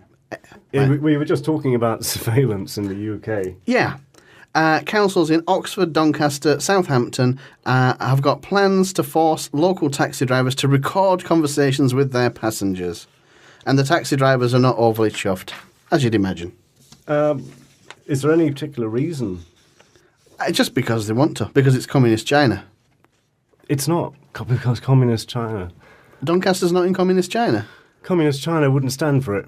That's probably They'd true, be actually. too offended. Yeah, that's true. They With probably, the- with the it's against your civil liberties. They'd be too intrusive on their true. privacy. True enough, Yeah. true enough. No, and you us stupid Brits. I watched a programme the other day about Japanese women peeing. It was the history of the toilet. They like to run the tap while They they're run the doing tap, it. yeah. Well, the Japanese toilets have all got electronics built in. You press a button and it plays a sound through a speaker That's right. of a peeing, piddling thing. Cover up a few sounds. How weird's that? I don't know. It's odd. Don't know. Yeah. I mean, why don't you just have, I don't know, samba music or something? Wouldn't that be cool? Are you complaining about the type of music? Yeah. What would you Well, suggest? they just play white noise and boom, whatever. Oppenheimer, the opera. Oppenheimer, the opera. Exactly, yeah. I am Oppenheimer, destroyer of worlds. Yeah. An elderly woman in Israel self-immolates herself. Well, she doesn't self-immolate herself, she She self-immolates. sets herself on fire. 80 years old last Wednesday, and she was in the city of Al-Quds, which I think is Jerusalem, or near Jerusalem. Oh. Reports Xinhua news agency from China. Didn't a Greek man do that as well? She got 20% burns. It's the fourth case of self-immolation since mid-July. This is one here. Let me see. Moshe Silman, who died from his wounds a week after, criticised Israeli Prime Minister Benjamin Netanyahu in a note saying, "The state of Israel robbed me out of everything and left me with nothing." Hours before Silman's funeral, a 45-year-old disabled army veteran died after setting himself on fire in a bus stop in the city of Yehud, about 15 kilometres east of Tel Aviv. And, what's all that about then? Incidentally, the term self-immolation seems to have been in the news in the last year, but I'd not really heard of it before then. No, it's an Why are old- these things appearing? it's a- Is it's that a meme? Are we supposed to be thinking about that? It's a strange word, and it's something I came across probably from a book several years ago. Had no idea, obviously, what it meant. Yeah, Somebody's self. but that word's now so popular; it's in the news all the It time. starts becoming keyword. Yeah, It's and that makes me think it's not an accident. That's an orchestrated meme. yeah, I think so. Don't know what the hell it's about or what the actual aim is, but that word is not becoming more popular But it's all- through a natural process. It's all about espionage. It is. frankly. Tell us a bit about espionage, Basil. I'll tell you about. Well, first of all, we'll Just start. avoid the James Bond thing. Okay. Yeah. Oh my God, that That died. Where did it go? It seemed so interesting Espionage. last night. Ooh. Espionage. Does it happen? Is there a secret service? Yes. GCHQ? Yes. All yes. Such a thing? Seen the Secret Service building. You can see it from the train. They don't make TV like they used to. Well, that is true. Thankfully. Back in the late 60s and the early 70s, they had a program called Callum, Yes, you've mentioned it before. TV series starring Edward Woodward. Oh, I like him.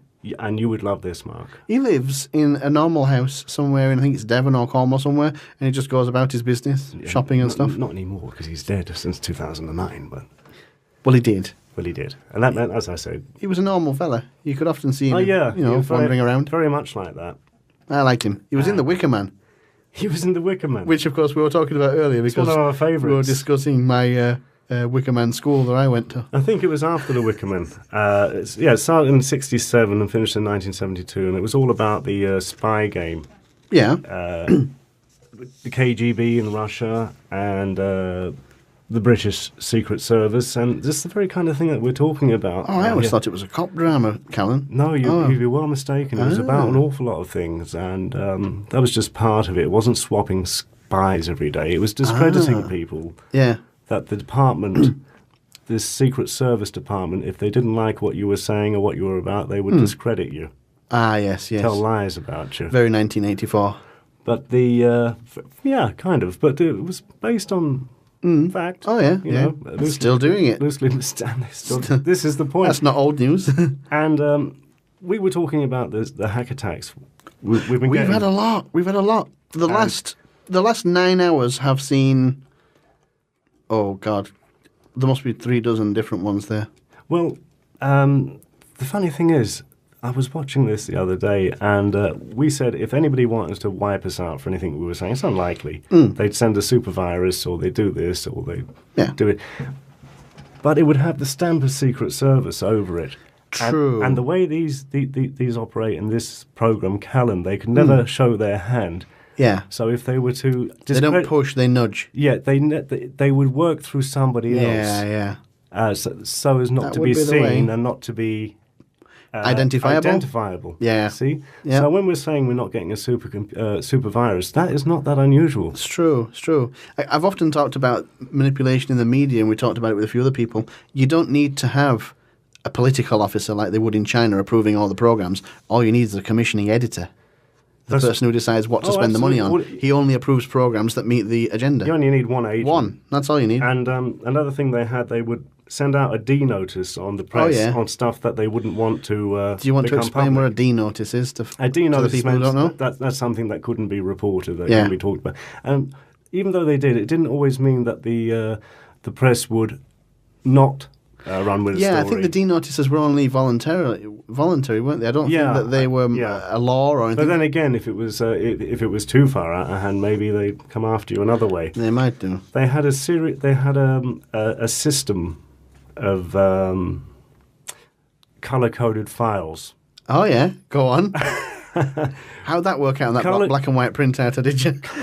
Not good. Well, a red file was for dangerous targets of most urgent priority.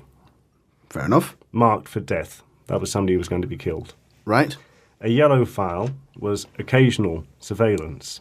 Marked for slight injury. Just occasional surveillance, yellow file. Yep. Blue file for members of the wrong party. Oh, the wrong party. No. So there's a right one. Yeah, according to them. Yep. White file, this is the interesting one, for people who were to be... oh, God, you've lost a word. This is for people they were going to send into divorce courts, bankruptcy, prison, or mental homes. Just got rid of. That was, Just to that was the wreck their filing lives, system. basically. I stress this is fiction, but my goodness. It's probably not far off. It's not far off at all, is it? Yeah. And this is when television could talk about stuff. Yeah. Back in the 70s. So it was very, very, very good. nice little television. I suggest if you see it on DVD, go out and buy it. I'll have a look. If I see that on TV, I'm sure it'll be on at some point. I've got it on DVD. I can drop it up to you anytime. Happy Women's Day. Look at your face. Tunisia. Women's Day in Tunisia. Happy Independence Day, Central African Republic, which I didn't even know existed. I think that used to be called something else. Was that Zaire before or something? I think so. They change the names, don't they, on those? I don't know. They're all over the place. 1521, Spanish conqueror. God, I hate the Spanish names. Hernando Cortez. There's a worse one later. Captured present-day Mexico City from the Aztec Indians. That's a bit of a downer for the Aztecs. Yeah. Then let me see. 1961, Berlin was divided with barbed wire as East Germany was sealed off from the rest of the world. That's when the Iron Curtain fell. This day, 1961. 1818, Lucy Stone was born. We give her a mention, although we may not have heard of her. She was the women's rights activist who founded the American Suffragette Association. So she gets a special mention. Did you know? Go on. Did you know that when I was looking through my old photographs of old stuff, Yeah. that as far back as... Surely if they were old photographs, they'd be of new stuff. They was new at the time. Exactly. I was looking at surveillance photographs of the suffragettes from the Metropolitan Police. They were surveilling the suffragettes as far back as then. Yeah, what would that be, like 100 years ago nearly? 100 years ago. What, 20s? Yeah, maybe even earlier. Yeah. The police were taking pictures of them and filing them. Yep. So, I think it's Espionage Day today on the Outer Hour. It's white label. 1888, John Baird, Scottish television pioneer. I recognise the name. Yeah, from Baird. There was a Baird brand of TVs. You used to be able to buy Baird. Oh, right. Yeah. 1899. You'll never guess who was born in 1899. Alfred Hitchcock. Oh. He was that old. Yeah. 1926. It's happy birthday, everybody, to Fidel Castro. Fidel Castro, also a great baseball player. Incidentally, that leads nicely, segue Basil, who can't even see my paper from where he is, for 1995, under the death category, Ricky Mantle, Hall of Fame baseball player for the New York Yankees, died this day, 1995, and you couldn't even see it. But Fidel Castro was a top baseball player. Oh, you were serious? I'm serious. I didn't know that. Yeah. You learn something every day on this show. I couldn't be bothered printing it out. Yeah. That would have been much better than James Bond that bombed. James Bombed, it should have been called. I don't know what happened with James Bombed. I think it was all the words missing at the end of the sentence. That's what threw me. You should send me PDFs. You should do it yourself. Yeah. Get it done right. Not on air, Mark. Stop sending me links. Send me PDFs. You can check them then. I've done that. That's a bit of advice for people out there. What do you know about Coca-Cola and Bolivia? Have you been reading the news this week? This is like QI, but slightly less intelligent. You've got to really have been up, or what's the BBC other one? Have I got news for you? You see, you need to know what's going on to keep up. I can't think of any connection at the moment. Well, there was a big story on Russia Today. They were the only ones who ran with it, as you can imagine, since they talk such trash. Coca-Cola to be thrown out of Bolivia was what they were saying, but the Bolivians have played it down and said that they think that it would be nice, really, for it to be gone. Has to be the end of Coca-Cola and the end of selfishness and division. Talking about the Mayan calendar 2012 end date, basically they're saying... Now, this is an interesting word. I'll read this out to you. I've never heard this word before. The planets will line up after 26,000 years. It is the end of capitalism and the beginning of communitarianism. Sounds a bit like communism. Bolivia. Good luck with that. Right, yes. Do you know anything about Monopoly? We're living in one giant one. Oh, some people will know this because it's fairly well known, but we'll go with it anyway.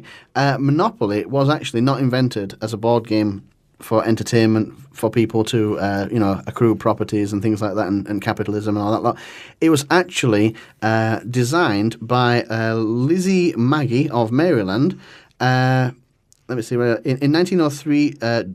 Georgist romantic Lizzie Maggie of Maryland combined a house diversion designed. What the hell?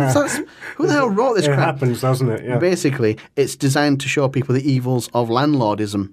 It's actually designed to show you, because basically one person wins on Monopoly and everybody else loses. Yeah. And they own Mayfair or Park Lane Yeah, or whatever that's the American right, version is, and everybody else ends up trying to avoid it. Yeah. And the whole purpose of the game was, in fact, to discourage people from being mega capitalist landlords. Why? Well, because only 1% do well, Surely- and the other surely- 99% suffer. Surely you want to be that. Well, if you're the 1%, then that's great. That's the question we have to ask ourselves in this. Do we want to be the 1% or what do we want? Well, take that up with the Occupy movement. That's what I say. I think everybody wants to be the 1% Yeah, who wins. but you can't all be 1%. And you got to get it into your mind, everybody can't be that. No, that's So- true. So what are the other options?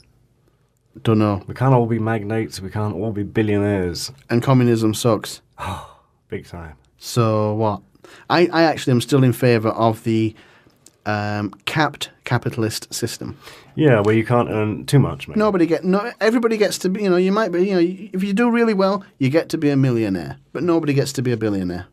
Quite interesting. Anything above a certain level gets fed back into the companies and paid as dividends to the workers. I think shareholders should be banned as well. That's nice. Yeah. I think shareholders should be banned, and the people in the company should get a percentage of profits.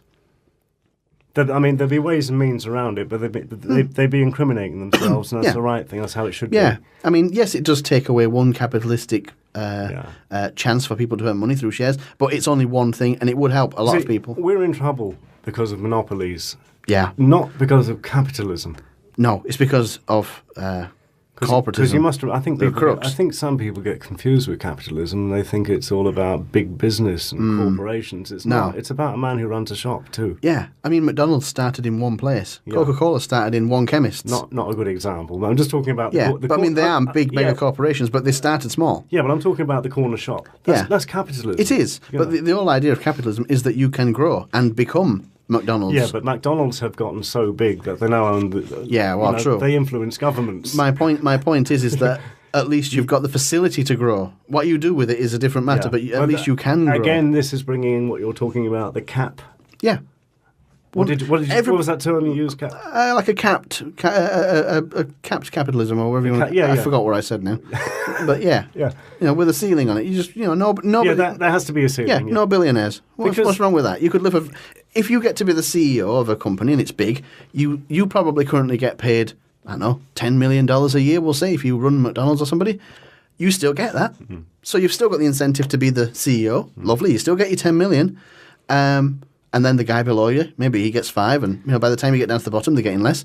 You still get that structure. The only difference is the shareholders don't get the profit. It goes back to everybody as a Go percentage. back to the workers. Yeah. And they get to have a piece of the pie. Yeah.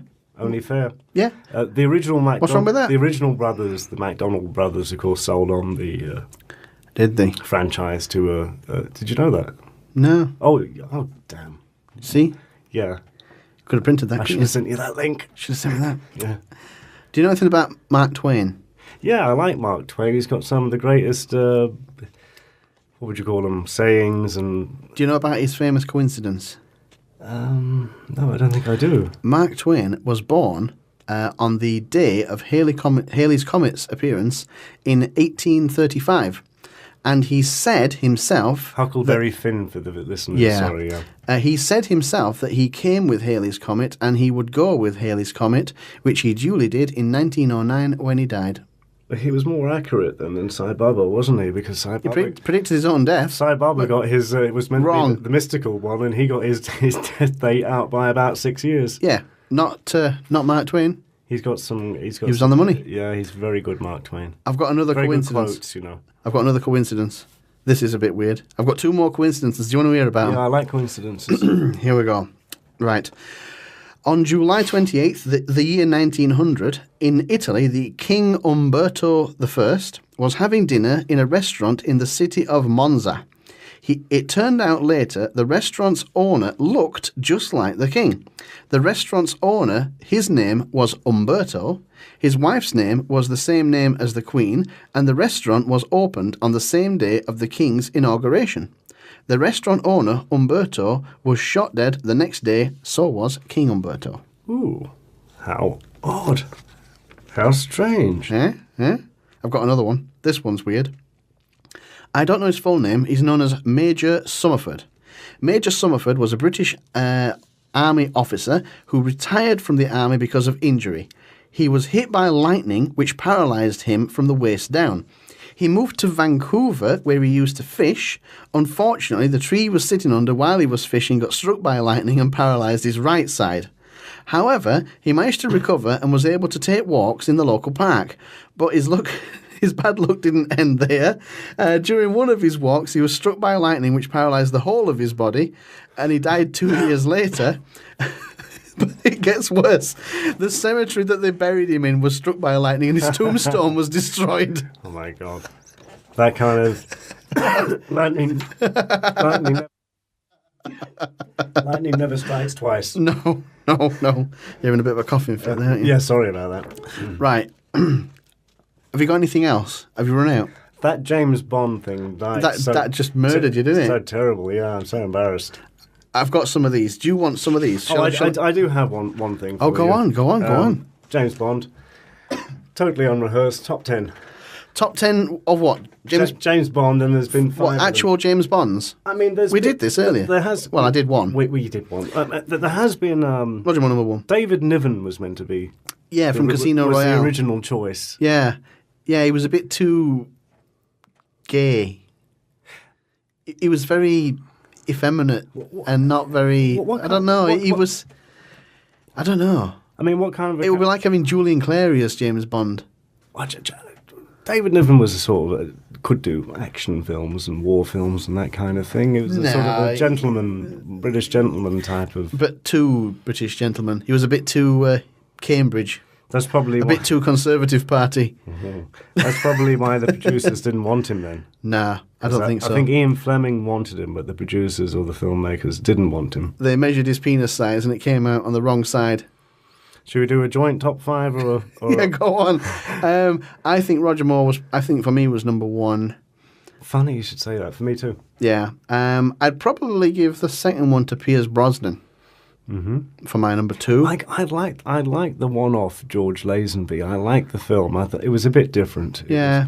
Moneypenny died in that film, by the way. Did she? And then got resurrected for the next one. He married Moneypenny and she got killed. Oh, that's where she got. All right. Oh. But she turned up.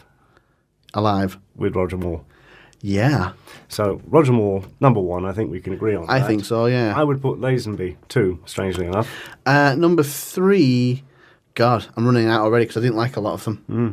Couldn't stand Sean Connery. I'll jog your memory, Timothy Dalton. Timothy Dalton, I remembered him. Yeah, I was just trying to avoid him. Craig, what's his face? Craig David, or whatever his name is. Yeah, I don't like him. I don't like him at all. Daniel Craig. Yeah. Craig David. Yeah. Don't like him. Don't like him at all. No, it's not watched. I mean, I tried to watch one of them, although I instantly took a dislike to him. But I thought I'll try and watch one. Couldn't do it. Can't take him seriously. I'm not the biggest fan of James Bond. I'd be much more into Edward Woodward's thing of Callan and the murky, dirty side of that spy business for you. That's what it's really like. There was a female version of James Bond made called Modesty Blaze. I think I remember that. Wasn't even that bad. But it was bad, but it wasn't as bad as you might think. Where have we gotten to? Number 3? I actually can only think of 2. I think the rest were rubbish. 3. Timothy Dalton was just terrible. He was just awful. Yeah.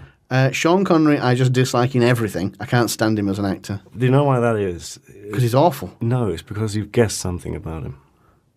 Is he a Mason? Probably, but it's something else. Go on. He likes to give the wife a few slaps. Does he really? He does, and Are you sure about that? He idiotically admitted it on television or in a... Basil said that. I said that. No, it's true. Yeah. Because I was only reading it yesterday when I was doing my James Bond stuff. Oh! And I thought it wasn't worth bringing up. And didn't bother printing it out. I think you've somehow sussed him out or something. Yeah, he did. He beat the wife. I just didn't like him. And thought it was okay. Yeah. Or made some kind of a cod excuse that it was a Thursday or something. That's never okay, listeners. Yes. Ever to hit a woman or even to shout at a woman. So bear that in mind. Yeah. What other James Bonds were there? There was Timothy Dalton. Terrible. Big chin. Yeah, he was just a bit weird. Very big chin. Didn't like him. Very weird. Yeah. Pierce Brosnan, I thought was very, very good. Yeah, he was better than I thought he was going to be. Yeah. He was all right. And there's the new guy. Yeah, Craig David. Don't like him. Daniel Craig, what is wrong with you? Don't like him. What is it? Is it him or the film you don't like? I don't like his face. I don't like the way he talks, walks, or acts. No. I don't like anything about him. I just like his demeanour. I dislike him completely. I've seen him in other films and I thought he was actually better. Really? Mm. I think he's as wooden as anything, like Pinocchio. Well, all the actors are Little wooden boy. fairly wooden these days, aren't they? Well, some of them are. Can't remember any other James Bonds. You got Lazenby, you got Sean Connery, Roger Moore, Timothy Dalton, and Brosnan. And then that's probably it, isn't it? Daniel Craig, and that's a lot. Well, I'm done then. I'm only picking two. The I other's don't, rubbish. I don't know how many films there were. I don't particularly like James Bond anyway, to be honest. I don't either. It's just lame. It's just crap. Seen one, seen them all. It's why haven't people figured out that it is pretty lame? Apart from one film would have been fine. Yeah, Moonraker. I was going to say that with Jaws because Jaws was in it. Jaws was in it, and which was the one with Christopher Walken in? Was that Moonraker? Oh no, that wasn't. Was it? No, that was a bit later on. That would have been in Pierce Brosnan. was View to a Kill. Yeah. With Roger Moore, his last one, I think. Yeah. I like that one. Yeah. That was my favourite one. I think it got Wham in it, so you know. Roger Moore had some of the better stories. He had much better films, I think. I think they peaked with Roger Moore story-wise. Yeah. The stories after that were a bit wishy-washy. I'm not really a fan of any kind of modern film or television anyway. If I can avoid it, I don't. You're living in the past, eh? I lived back in the 70s when gritty TV was on. In 1986, whilst visiting China on a state visit, Prince William said, "If you stay here much longer, you'll all end up slitty-eyed." Yeah, to a group of students. I remember it. It's a Prince Philip-ism, the Duke of Edinburgh. Yep. This is the husband of the Queen of England, for anybody who doesn't know. She's the lizard-looking one with the hat on. This guy is a complete imbecilic moron, and he basically says literally the worst possible thing you could say at any given time. At the worst possible time. Yeah. And I've got a list of them here. There are 15. I might even do them all because they're ridiculous. Why? Okay. To a blind woman with a guide, he said, "Do you know they have eating dogs for the anorexic now?" Really? That's terrible. It's kind of funny, isn't it? It is a bit funny. That's actually not bad. It wasn't even all that. I'm not sure how funny it is if you're blind. Or anorexic. Or anorexic. Yeah. Or a dog. To an Aborigine in Australia, "Do you still throw spears at each other?" Oh, yeah, spear chuckers. How amusing. Terrible, well done, Philip. Terrible. What a knob. To his wife, the Queen, at her coronation, "Where did you get that hat?" And the Queen, to him, "Does my bum look big in this?" No. When asked if he would visit the Soviet Union, he said, "The bastards murdered half my family." That is true, because they killed Anastasia and all that. Yeah. Of course, the British royal family, not British. To a Briton in Budapest, "You can't have been here that long, you've not got a potbelly." To a driving instructor in Scotland, this one's brilliant. "How do you keep the natives off the booze long enough to go through the test?" Oh yeah, of course. It's so funny. Oh, after the Dunblane shooting, which was a massacre shooting in England sometime in, I think it was the 80s, if a cricketer, for instance, suddenly decided to go into a school with a bat and batter lots of people to death with a cricket bat, which he could easily do, are you going to ban cricket bats? I assume he was talking about them regulating guns and things. Yeah, well, I'm a bit. I don't think they should regulate guns either. Not really. You know, not convinced. I think everybody should have a gun. Yeah, actually. Yeah. Let's make it fair. Yeah. Why should we be unarmed and everybody else is? To a student who'd been trekking in Papua New Guinea, he said, "You managed not to get eaten then." That's quite funny. To Elton John, after hearing Elton had sold his gold Aston Martin, he said, it's you that owns that ghastly car. We often see it driving through Windsor Castle.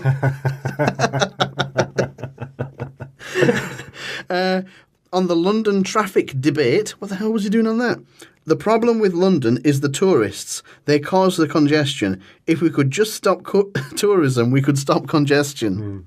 Good idea. Nice one, Philip. Nice one, Philip. To the president of Nigeria, dressed in traditional robes, he said, "You look like you're ready for bed."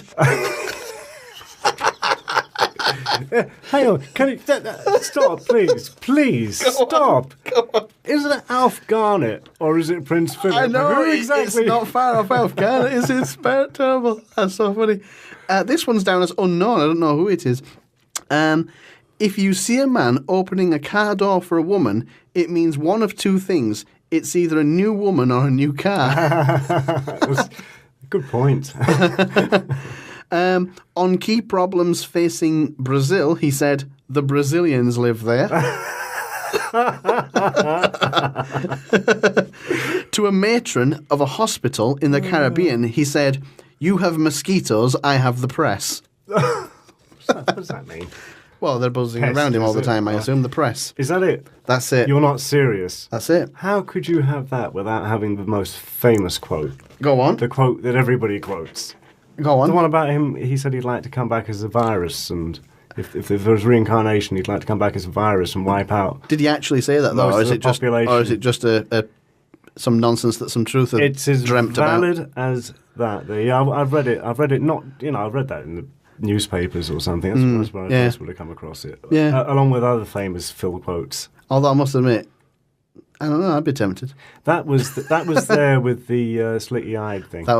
It's pretty bad. So I remember. And he said that, I think, in front of the Chinese dignitaries, the party people. I mean, there was some the funnier ones they don't report. Actually, some of those weren't bad, but some of them were just downright insulting.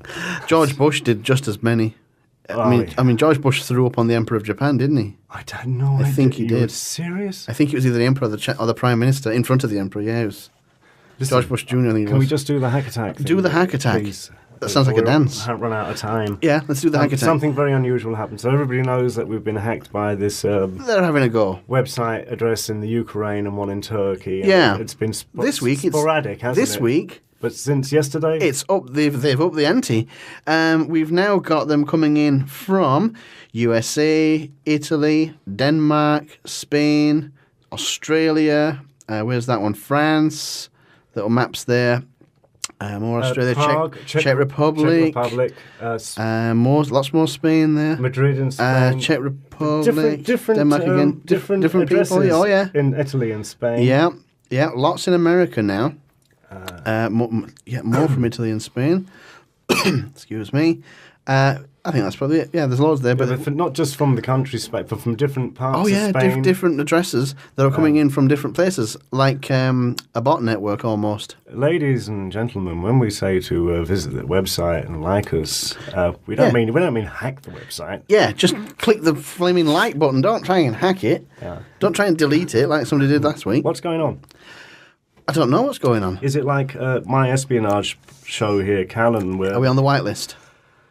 Well, are we on the white list, and are they using other ways to get at us without showing who they are? Because if I don't know. If it was GCHQ or whatever else you want to call them, MI6, they are not going to make it obvious that it's them. No, true. It doesn't work like that. Yeah.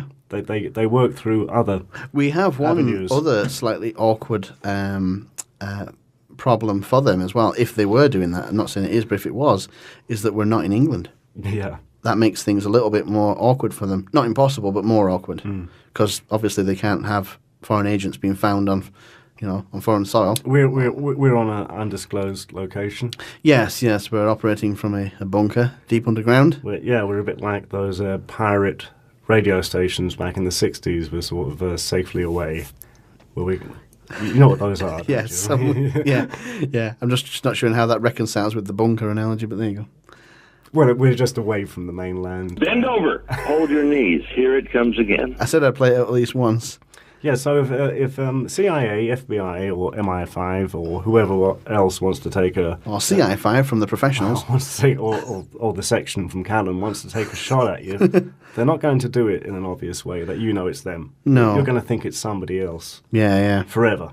Yeah. It does seem a very strange thing to do, though, because are we as important enough to bother? I would have thought not. My sentiment would have been similar. Like, really? Some people write to me and say the reptilian agenda. Oh, really? We could have stumbled on something there. Maybe we should get more people on to talk about reptilians. We may have stumbled on something somewhere along the line. Yeah. What was that film where it was the... Oh, what was it called now? Excuse you. The conspiracy theory with Mel Gibson, where he was sending out a newsletter, but he got one thing right once by mistake. Yeah. Maybe that's us. And you know what? That turned out to be sad as well, because what they said is like every American program or film now, it was just a few bad apples. Yeah. Just a couple. Yeah. They weren't all bad, just a few bad. Yeah, like Arlington Road Lawn Gunman, Right. we believe you. Yeah. Oh, no. Not these crazy sons of bitches who are doped up and running around asking for a new world order. I love him. He's brilliant. We're out of time, everybody. Thank God. It's been a long day. We're getting a bit dry, a bit parched. Okay, right. Time for some contact information and then the end. If you find any hackers, beat them up. Yeah, smash them in the face. AlternativeFutureRadio.com. Without Stalk mercy. us on Twitter @OutThereHour. Send hate mail to helpdesk@AlternativeFutureRadio.com. Insult us at Facebook.com/OutThereHour. Troll us on YouTube.com/AFRadioYT. Send us questions for upcoming guests, make requests, or just complain. It's all good. Alternative Future Radio, where spooky just got weird.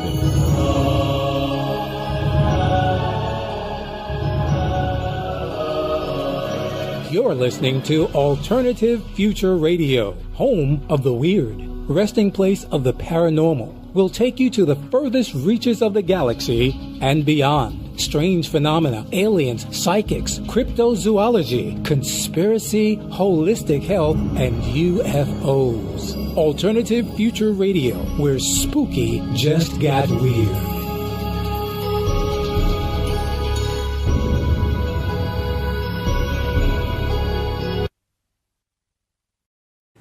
Practical, maybe psychological level, I also think it dissolves the fear of death and things like that.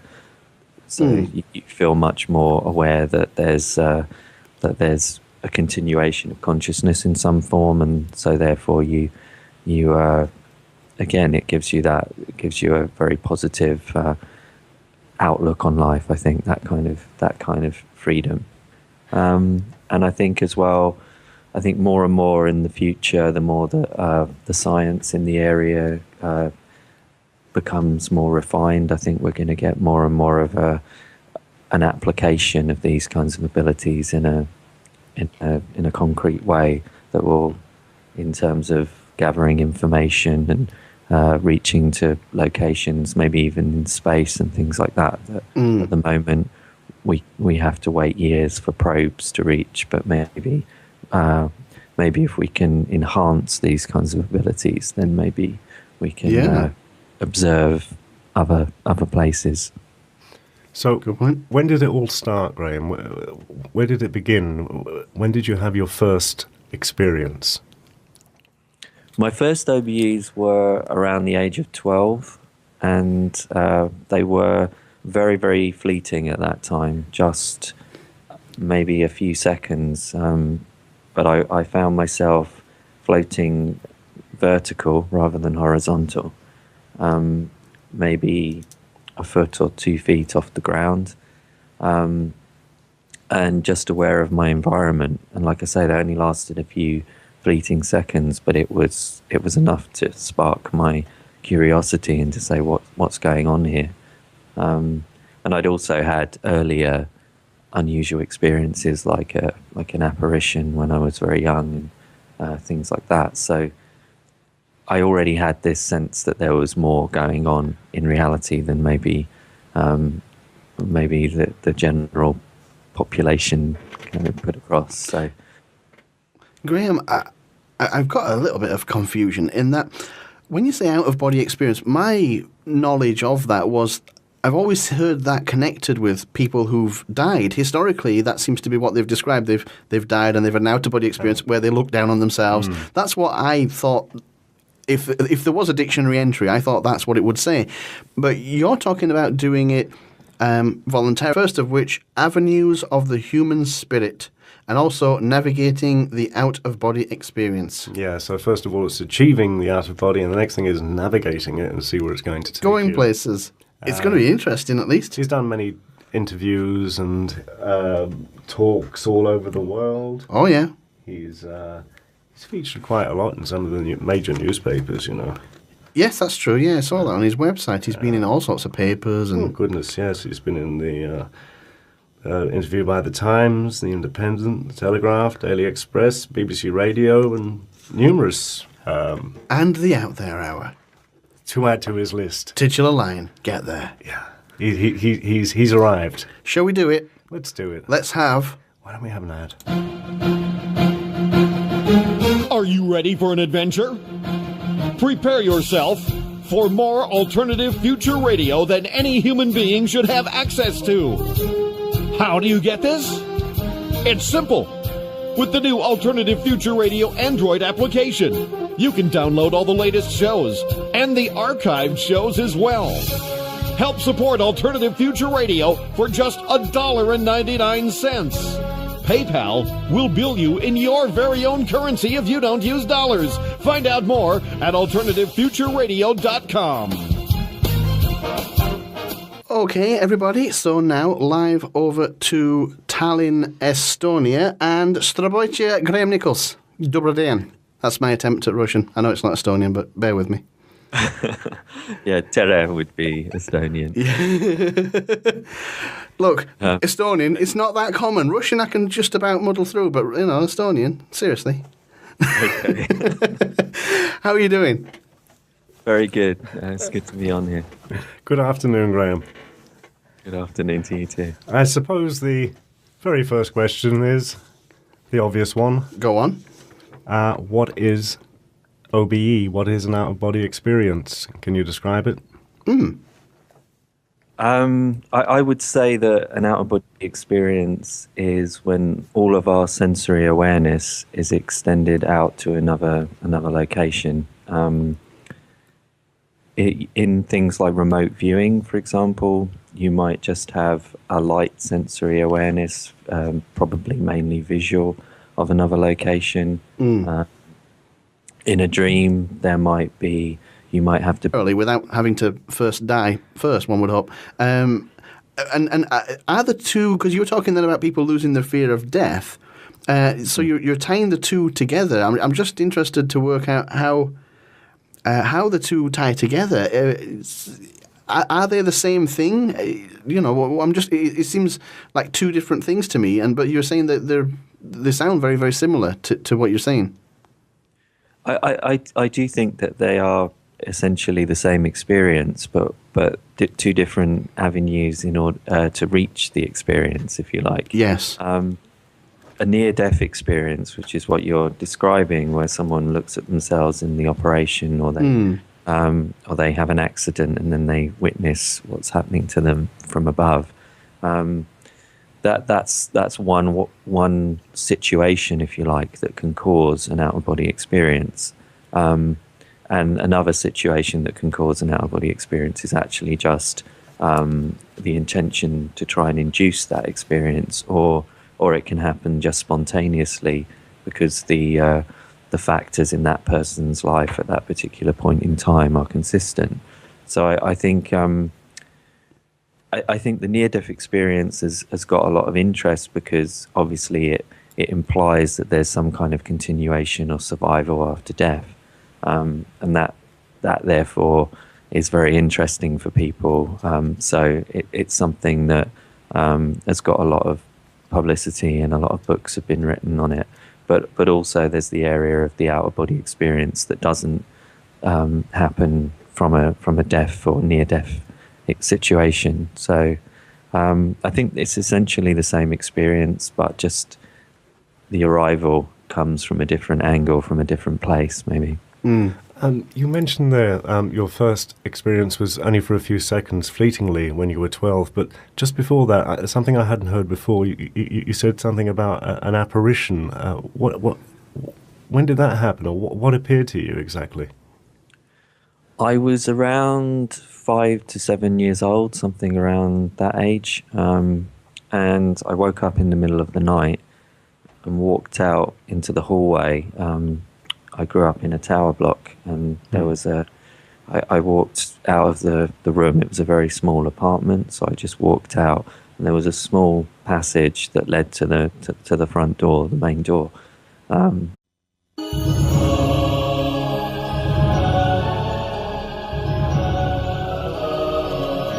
You're listening to Alternative Future Radio, home of the weird, resting place of the paranormal. Will take you to the furthest reaches of the galaxy and beyond. Strange phenomena, aliens, psychics, cryptozoology, conspiracy, holistic health, and UFOs. Alternative Future Radio, where spooky just got weird.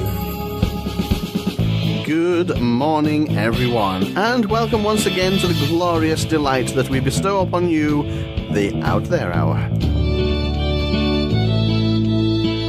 Time now for the Out There Hour on Alternative Future Radio. The Out There Hour with Basil and Mark. www.alternativefutureradio.com. Yay! Good morning. Good evening. Good afternoon. The Middle East. Africa. Australia. Europe. Cuba. Estonia. Estonia. Ooh. Segway. I hate that intro. I know you do. That's why I use it. I want to say hello to all our friends on Facebook, Yes. iTunes, and YouTube. Yes, and leave us a comment.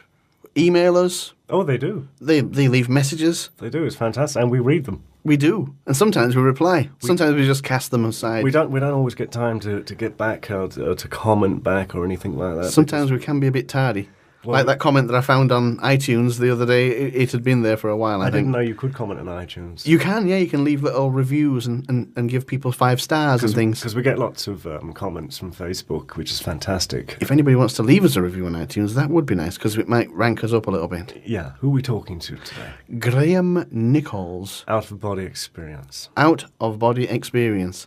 I've got questions about that need answering. I want to know how to do it. I want to know whether or not out-of-body experience is the same as remote viewing. Yeah, that's fine. I always thought out-of-body experience was when people died. That's a good question. Yeah. And there's near-death experience, another type of out-of-body experience. NDEs, OBs. All connected, I think. Graham Nicholls, author, I think. Author of books? Yes, of books. GrahamNichols.com is his website. Author of 2 books. Be asleep, there might be symbolic factors, personal factors from your psychology. But I think within an out-of-body experience, it's a completely separate experience where it feels like the world is happening objectively in the same kind of way that it would when you leave the house or walk down the street in a normal situation, except that you're not within your physical body. That can also extend, obviously, to other levels of consciousness and to areas that become more subjective and harder to pin down. But I think that ultimately the out-of-body experience is more of an objective, multi-sensory experience of being at another place. Sometimes people experience a body. Other times they just experience being like a point of awareness. And in my own experiences, it's been both. Sometimes I'm very conscious of being almost physical, and in another experience I might just feel like an awareness traveling through space. So the level and the type of experience that you have can depend on the state that you're in, the state of awareness, the depth that you can go in the process. But can you smell or feel sensations or things like that? Do you have any physical feelings while you're in that state? Often I do get physical sensations like feeling, or maybe the sensation of moving through space, things like that. Smell is very rare. I haven't experienced much in the way of smelling things, but it has happened on occasion. But I suppose it's like in everyday life. Maybe smell doesn't come to the fore as much in my everyday life as maybe visual elements do. So I think it's pretty representative of the same kind of thing. Graham, I've got a question. It might sound a bit crazy, but what use is it? Well, on a personal level, I think that it's a very transformative experience, a very spiritual thing. It opens you up to a whole range of different insights and levels of awareness, which I think is really valuable to finding a sense of inner peace and spirituality maybe in your own life. On a more